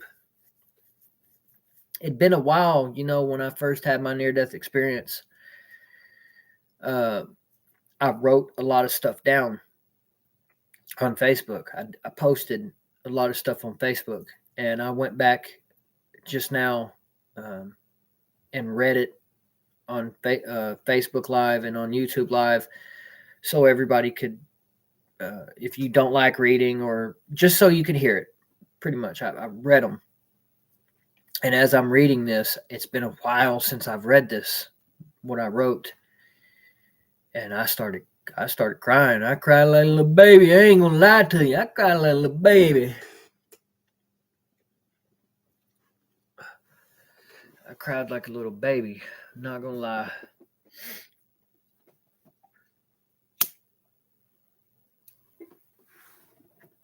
Don't judge me.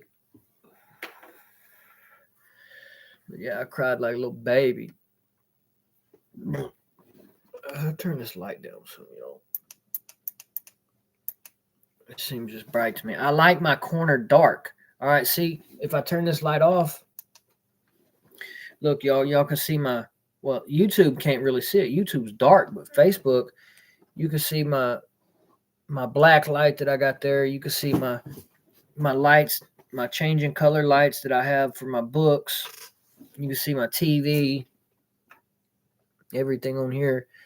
But YouTube, you're dark. Why are you so dark? Let me see if I can fix that for y'all.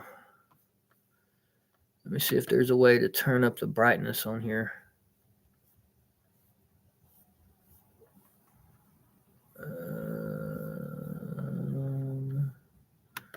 Customization. No. Get off of that. Cancel.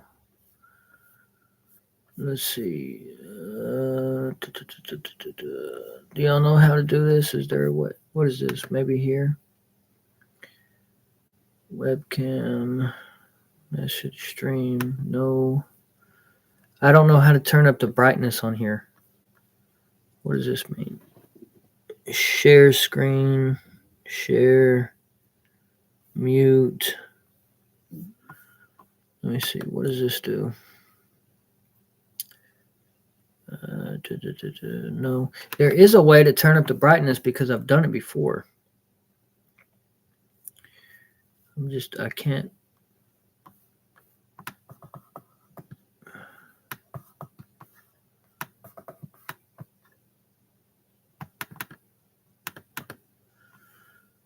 Huh. Maybe this. There we go.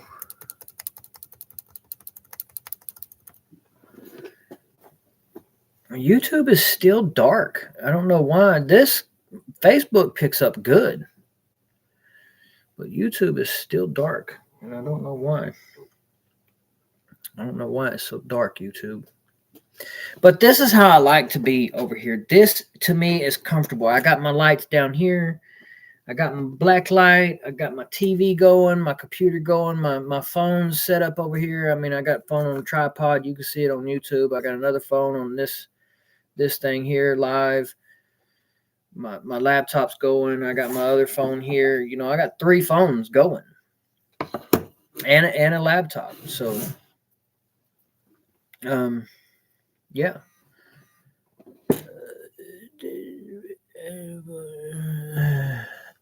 It's not. No. But yeah. Let me see. I'll turn this on, but I'm going to turn it low, y'all, because I like to be comfortable, and to me, if it's too bright, it gets uncomfortable to me. So, what a sucker.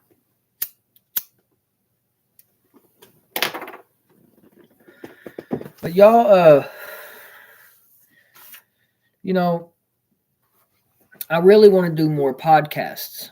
That's really what I'm interested in. And like I was saying earlier, I still have to go back on, where are you at?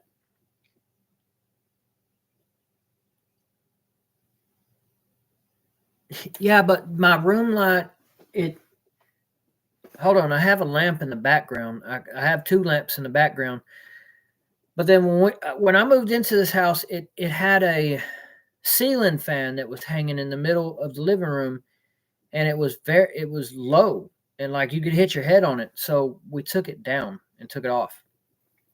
And ever since then, all we've had was like lamps and stuff like that. But I bought these 4 foot long. They're shop lights. I don't care. I'm a dude. Hey. And they're LED and they're super bright. And I bought them. I hung one in the kitchen, one in the living room, one in the hallway, and one in the bathroom, because I like to have light in the bathtub, in the shower. Okay, I'm just saying, I do like to have light, like to be able to see good.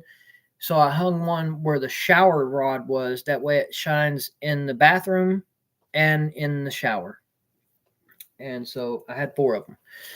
But they're really, really bright. Okay, so I don't use them that much. But hold on, let me turn on this light over here. See what that does.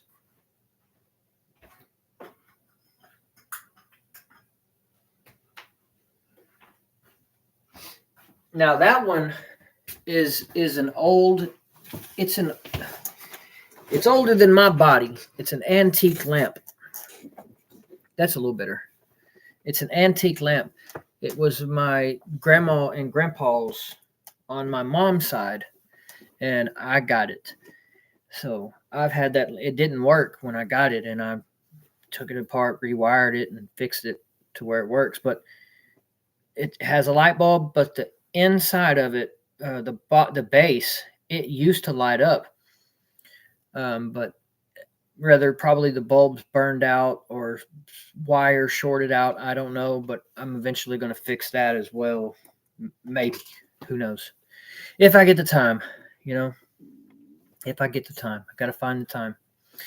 But yeah, y'all, what I was trying to say is I want to make more content, but I have to make money, and I don't have anything to sell. I don't sell anything. Like I said, I was going to build crosses, and I was going to have thorns on the crosses, make a thorn deal. I was going to put whatever color the deal around the cross, I don't know what you call it. I was going to put that on the cross, and then on the back of it inscribe whatever verse you wanted or whatever customization you wanted on the back of the cross. I was going to build them out of cedar, but even that costs money. And until I can get the business up and running to where I can mass produce them and sell more of them, it's going to cost me money, and I have bills to pay. So, and it's hard to find the time going to work because I've been working sometimes six days a week. There's even been a couple times here lately where I've worked 7 days a week. I don't have no time off. So I'm trying to get this done. I'm trying to put out more content, but at the end of the day, I got to pay the bills. And I can't put out content if I'm constantly working. So that's that. I mean, like I said, I do have my Cash App, and Tammy, you're amazing. And I know that, I was going to try to, you've helped me in low times with donations. And I know you had gotten into a situation, and at that time I wasn't working. It's construction. So I didn't have any way to return the favor. And I'm deeply sorry for that. I know I didn't respond, but I was going through a hard time as well. And when I went through my hard times and you was able to help me, I'm extremely grateful for that. Extremely grateful. I won't never forget it. And I will return the favor as soon as I can. It's just what I want to do. Even if you say no, to me, born and raised in Texas, baby, look, it's just something I got to do. You don't get nothing for free. You got to give something back. You know what I mean? So that's what I'm going to do eventually when I can. But right now I'm doing a little bit better. It's not as so much of a struggle for me in life, but it is a little bit.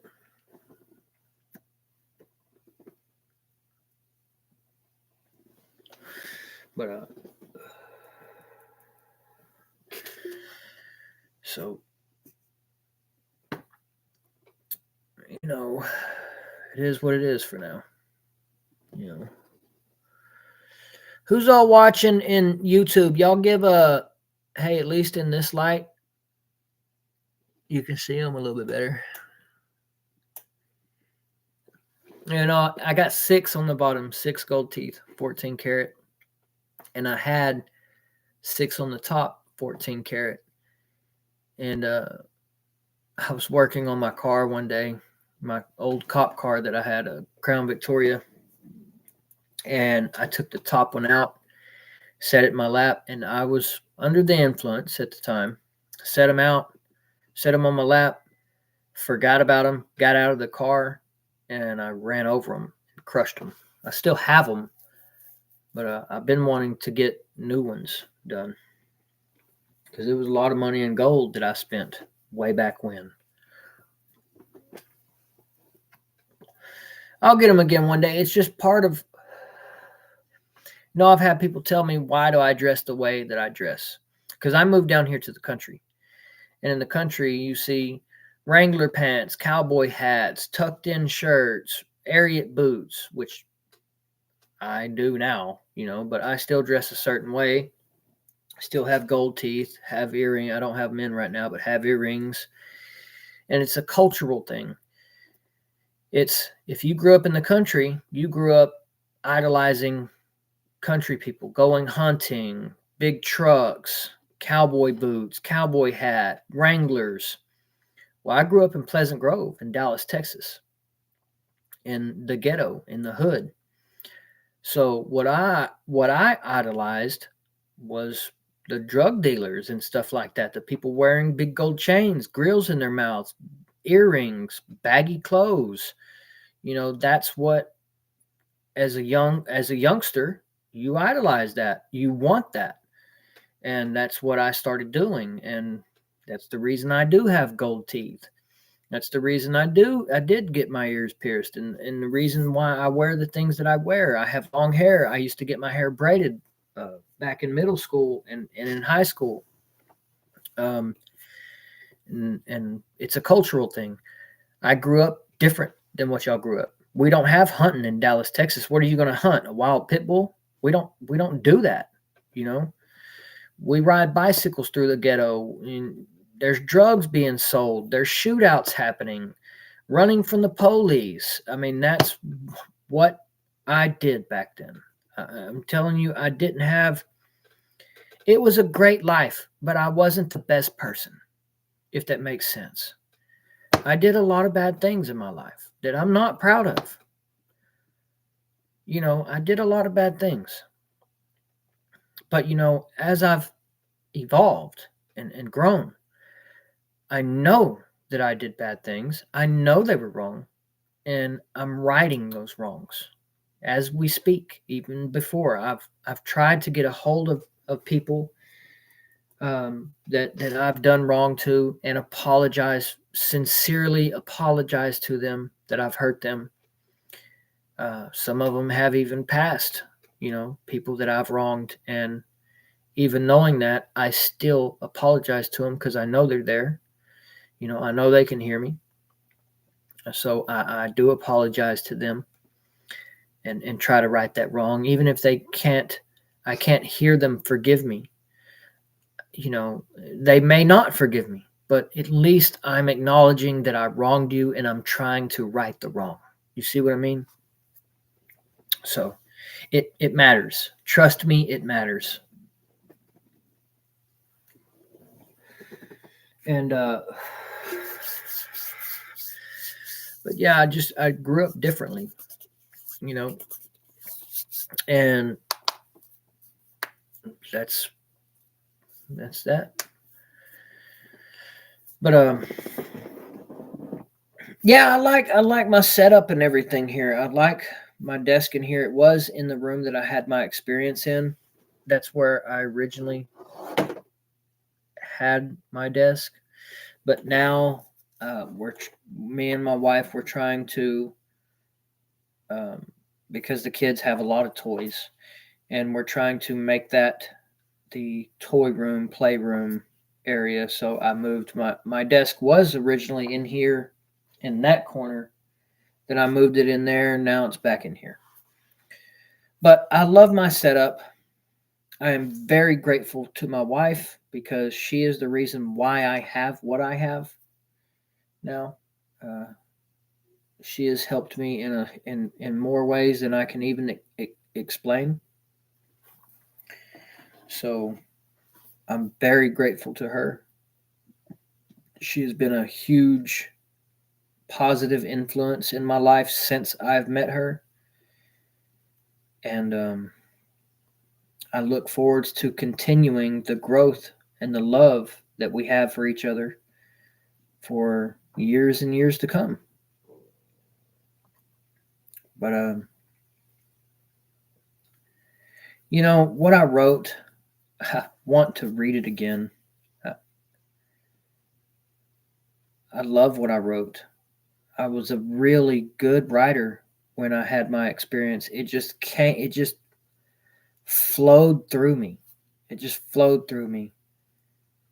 And but somewhere along then and now, that momentum to write has dissolved. It has slowly dissolved, and sometimes I can't focus. My mind can't stay focused on things. I'm so all over the place, whether it's ADD or ADHD, because I was diagnosed with ADHD when I was younger, was put on medicine. I don't know what the medicine was, but apparently I was taken off of it because my mom had told me that when I would take this medicine, I said that I seen demons. So uh, I was taken off that medicine. So there's that. And, you know,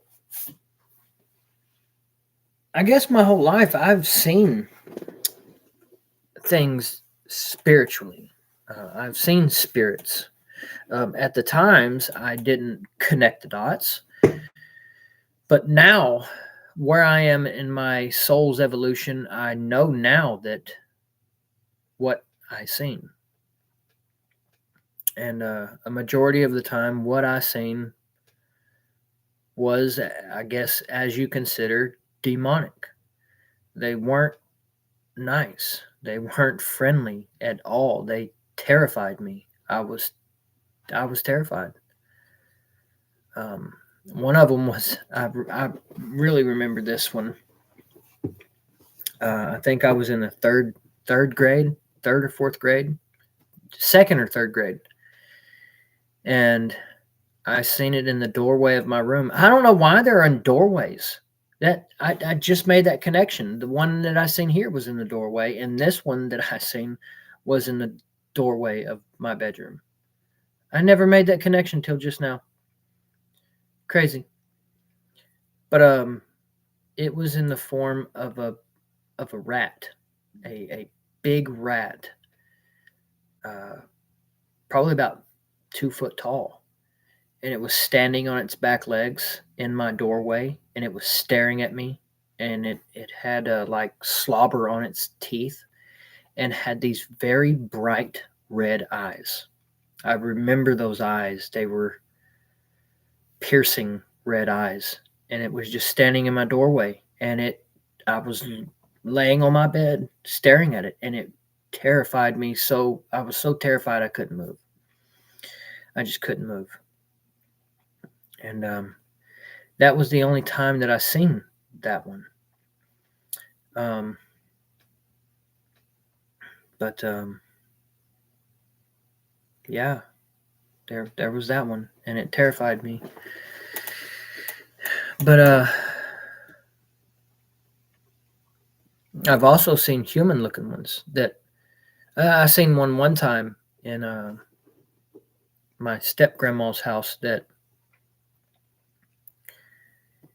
it peeked around a corner, and I seen it, and I was looking, and then it ran past the corner and into the bathroom.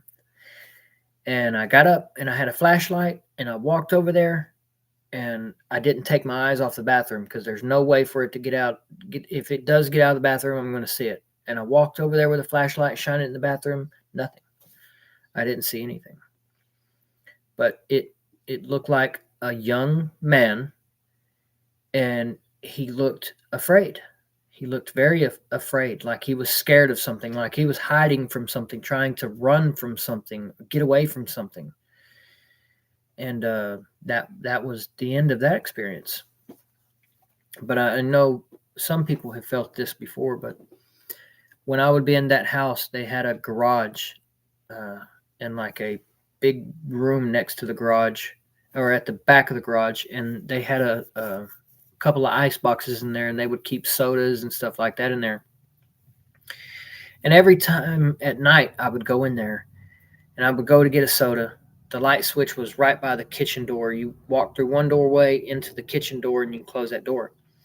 Well, when I would walk in there and I would get my soda, come out and turn off the light switch, every time it got dark in that room, it felt like it was coming from the garage, but it felt like something was running towards me. I could feel it, like the distance closing in. I could feel it. And it would make my hair stand up on the back of my neck, and it scared me. It was a very scary feeling, but that happened multiple times. Multiple times that would happen. It was very scary. I've been on here for almost 4 hours, y'all, talking about a bunch of stuff. But yeah, I'm happy that I can now research into more of near-death experiences and out-of-body experiences. I'm so happy that I'm able to do that now, because it can help me get connections with people. So now that I can research and I can find people, even newbies, I guess you would call them, into near-death experiences, or the ones that have out-of-body experiences or near-death experiences, that are confused like I was or scared like I was. I can reach out to them and see if they reach out to me back, and maybe help them, walk them through it. And also people who've had near-death experiences, who've studied on it and been through it way more than I have. You know, I've only been in this for 4 years now. Maybe they can help me understand some things that I don't fully understand yet. So it is a good thing that I'm able to go through people's near-death experiences and maybe even make contact with them and have somebody to talk to about this, because it's hard to talk to people who haven't had these experiences, because even if they say they understand, they don't fully understand, you know, until it happens. So, because there's a lot of times that I've said before, you know, a lot of the things that I say, people believe. And then, but also there's a lot of the things that I say that people don't believe. And I always say to the ones that don't believe, it's okay. You don't have to believe. But I'll tell you what, one thing, you'll believe what I'm saying after you die. After your body dies, you'll believe what I'm saying, because you'll get to experience what I'm saying. So I'm in no rush. I'm not trying to force it upon you or nothing. Just let it naturally occur. Over time, you'll see. You'll see what I'm saying. You know, and then you'll understand what I was trying to tell you. You know, so it's pretty cool. It's pretty cool to have had this experience, considering, you know, like I say, I've never heard of near-death experiences, out-of-body experiences. I've never heard of Jeff Mara or Dolores Cannon. My mom introduced me to Jeff Mara and Dolores Cannon and stuff like that. And I haven't done I have never watched anyone's interview with Jeff Mara. It's because, like I said, at the time I couldn't. And I've never read anything by Dolores Cannon. I started watching a video on YouTube of hers right after my mom introduced me to her, that was called the 3 Waves of Volunteers in the New Earth. And I got up to a point in the video where she said that when she would put these patients in deep hypnosis, these entities would come through, and every time she would get a piece to the puzzle. And I immediately stopped the video, turned it off. I got chill bumps thinking about it, because that's exactly what I was shown in my near-death experience. But I wasn't given, it wasn't a puzzle piece. What I was given was this whole puzzle already completed.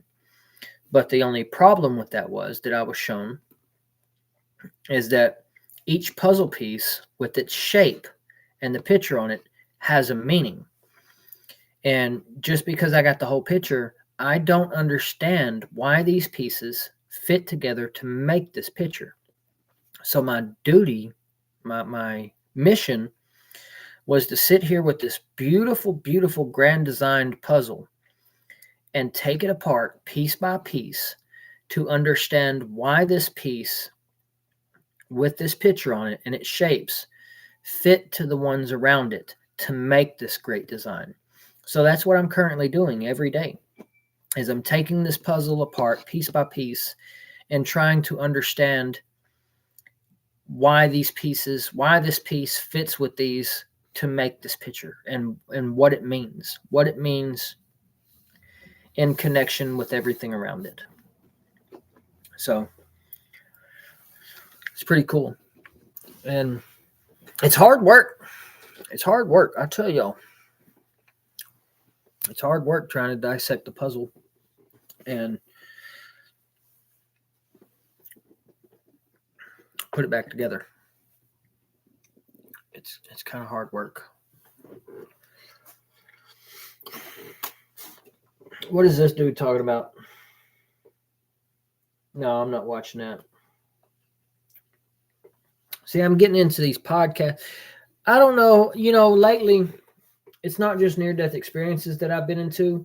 I've been really into the UFO thing, like really into the extraterrestrials UFO thing. That's what I've really been into lately. And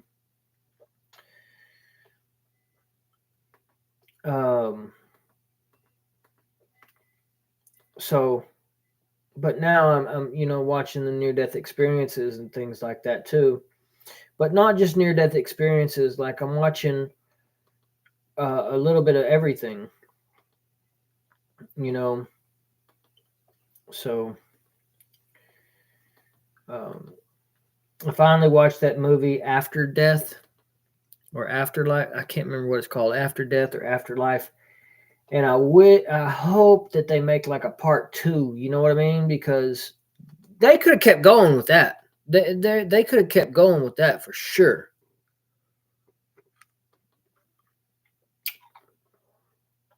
They could have kept going with that. Definitely. But then there for a while, I had gotten into what's his name, Graham Hancock.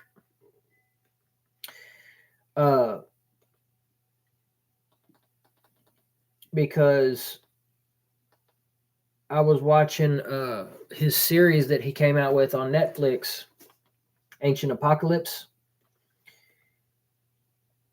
Now, I don't know if everybody's like this, but if you've watched it, but can you not see the connection between what he was saying and the cultures? And somebody would have, the gods would have this war, destroy the people there, and then somebody would always come from the sky or across the ocean or across the land to teach them how to rebuild. You don't see the connect. I see the connection. I see it. But yeah. Let's see. Get off of this.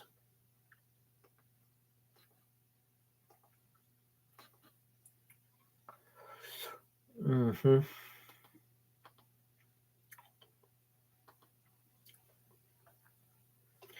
I'm also going to look into the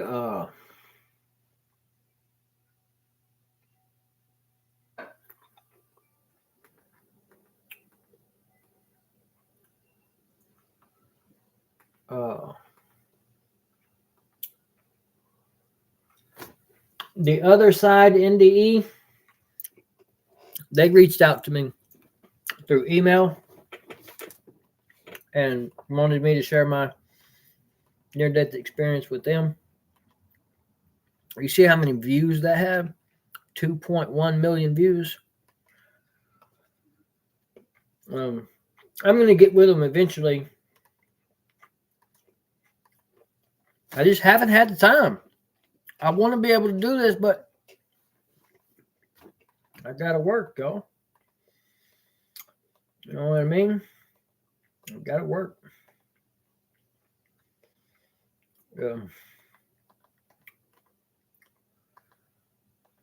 Yo, I love the Joe Rogan podcast. It's called The Joe Rogan Experience.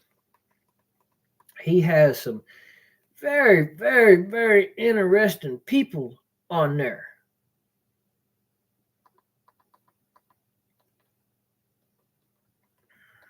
Very interesting people.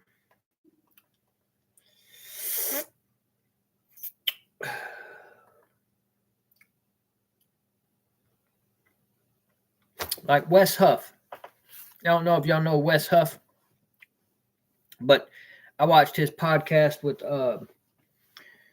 Billy Carlson. It was Jeff Huff and Billy Carlson, and they was talking about the Bible and stuff like that, right?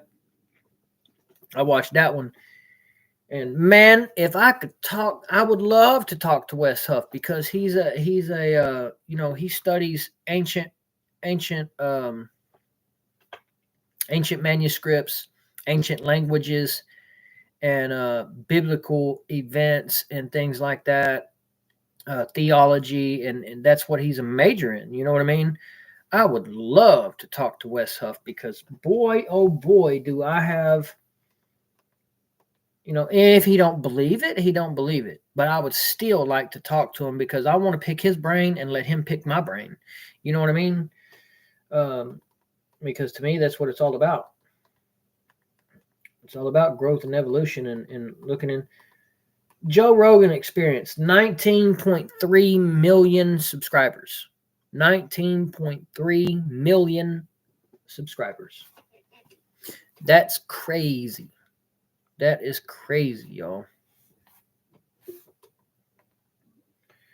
Crazy. Yeah, but it doesn't say like who these people, what they talking about. I need to know what they're talking about. That's what you should put on here.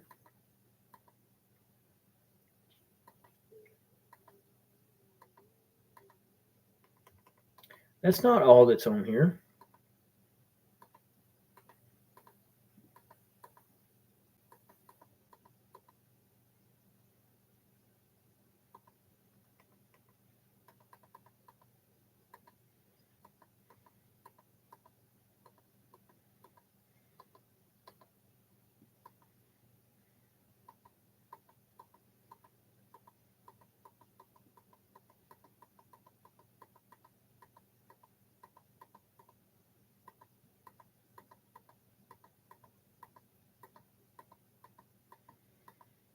I don't know people's names. I'm bad with names, y'all. I'm bad with names.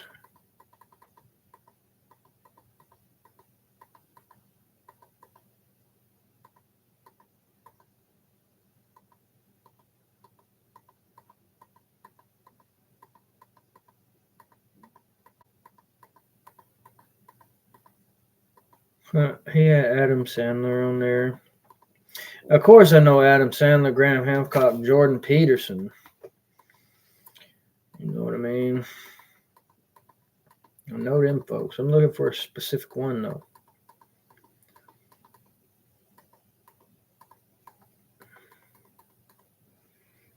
Terrence Howard, of course, you know Terrence Howard. 1 + 1 is 3.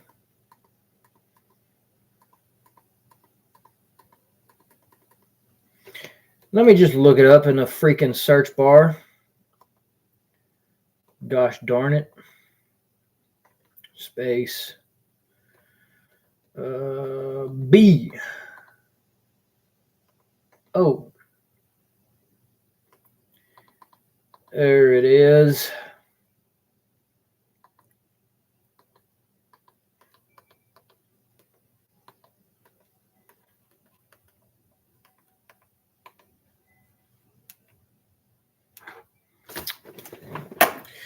Freaking commercials. But yeah, y'all, I've been into the alien things a lot. First of all, cheers, gentlemen. Let's have a little toast, relax. Bob, thank you very much for doing this. I really appreciate it. Please make sure that y'all like the video, like the live. Please like it. weekends. And it's very stressful for you. So If you I could really, really comment appreciate on that. there, it really For helps people me. who don't know the story, I love talking to there's a all y'all. documentary. Jeremy Corbell it has a I documentary. think out I'm right about now. to get It's ready to called shut it down. Bob Lazar, This is a Area 4-hour 51, one. I think this UFOs is the and longest one I've F-150 made. and fly sausage. I'm Not- sorry, Air 51. And if y'all have any questions for me, please reach out first to heard me. your story decades ago. I told you last night we went out to dinner. I've seen pretty much. Maybe everything that's his you've done. name. I've followed the story The incredibly dude closely. that had the But for people who don't podcast know with the Billy story, Carlson. Let's give them. I think his the name is bullet. Wes You Huff, but it may be Wim Huff. used to I'm work not, at but Area 51. his name. In Area 51. God, you let like.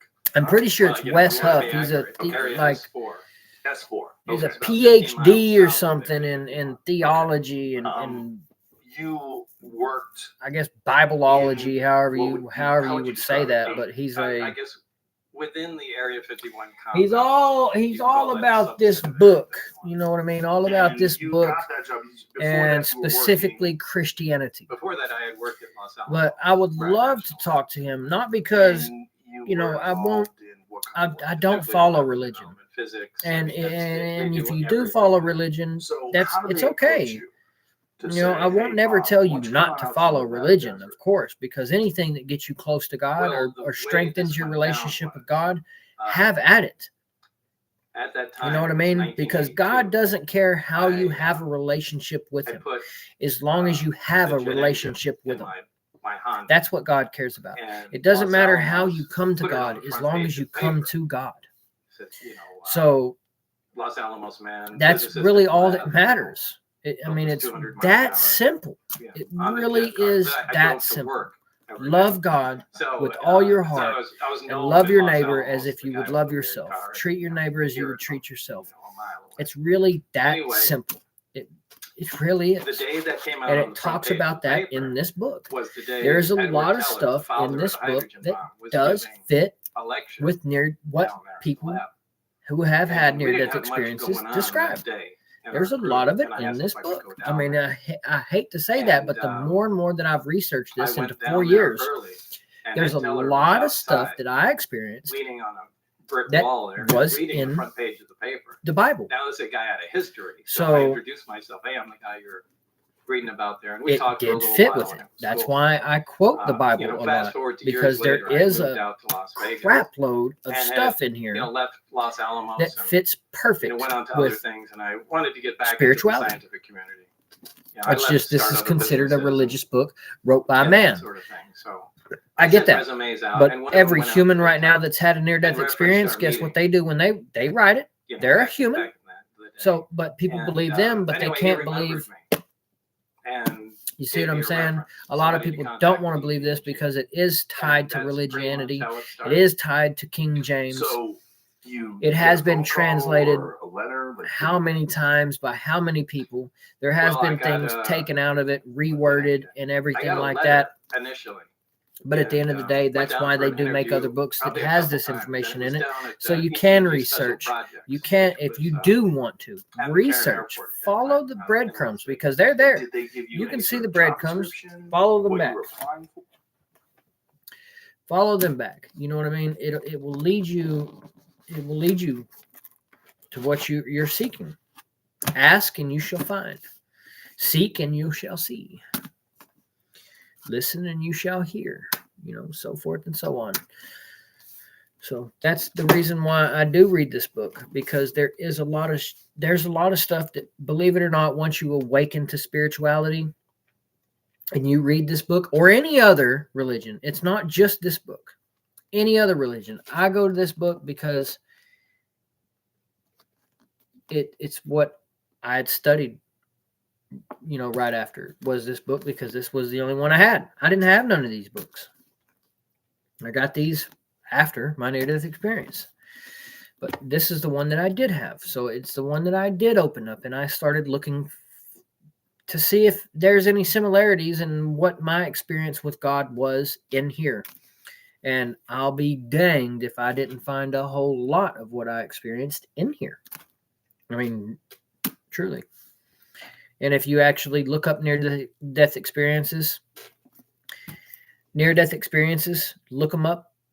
that's why that when I was watching that podcast that I had sent to Tammy, he was talking about religion. He's a Christian. He had his own church and everything, but he was comparing near-death experiencers' stories and what they went through to the Bible, and how a lot of what they experienced fit with what it says in the Bible, because I've read it for myself. I've read this. Now, the religion is a label. Once you follow that label, you're following that label of religion, Christianity. But you can read this book and you can use this book in your life, but you don't have to follow the religion part of it. You can follow the living part of it. It's supposed to be a living words. Live these words in your life. Make them come alive in your life. So you can do that with this book. I mean, it's actually there. You don't have to be the religion. You don't have to follow the religion. You don't have to view it as anything to do with King James or these popes or whoever wrote it. You don't have to have that. Pay attention to the words. Pay attention to the teachings. And you'll see. It can work in your life if you let it. But any of these religions, they're spiritual books. They're holy books. They're holy Bibles or holy books, Holy Quran, the Holy Kabbalah, whatever it may be. If you don't follow the religion part of it, but you look at it from a spiritual standpoint, a neutral standpoint, and you understand it and you apply it to your life, it will work in your life. It doesn't matter what the religion is. You don't have to follow that part.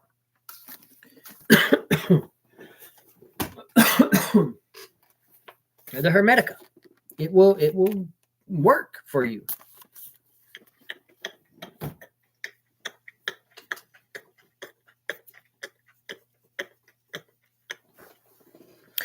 All right, y'all. I've been live for a little over 4 hours.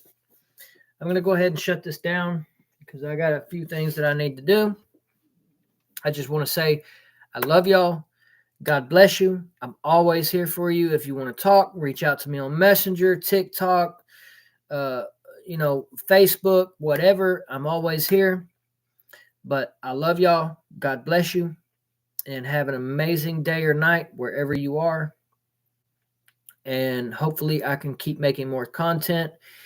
If you're curious about my Cash App, if you do want to donate, whoever sees this, hold on.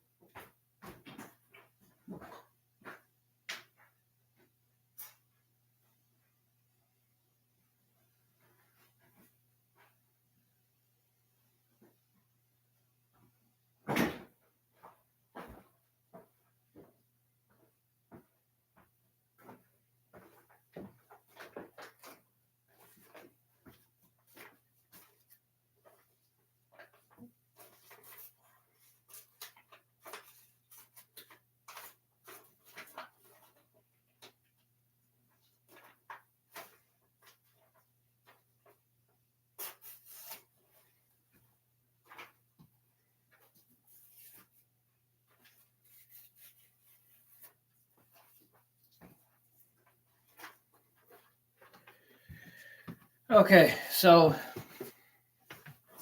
my Cash App name that I go by is Divine Being. And my Cash App cash tag is Gospel Christ 1990. This is my Cash App that for if people do want to donate, you don't have to. I've never asked for donations. I've never, just outright say, hey, donate to me. Nothing like that. It's just if anybody wants to, because if I do keep going with this, the reason I don't, like I've said, the reason I don't make more content is because I have to work. I have to work to pay my bills. So if I can start making money somehow to where I can pay my bills, then maybe I'll be able to make more content. So that's my goal, is to spend more time doing this. Spend more time making more content and things like that. So that's that. Just so y'all can see, I go by Cash App is Divine Being, and then my cash tag is Gospel Christ, all capital, 1990. Make sure that y'all see that again. Divine Being is my name, and it's Gospel Christ 1990 is my cash tag, all capital. Just so people know that if you do want to donate, you can. You don't have to. I'm very grateful for it. It can buy me an energy drink or something, to where I keep going, but that's it for now. I'm going to probably about to figure out how to do these.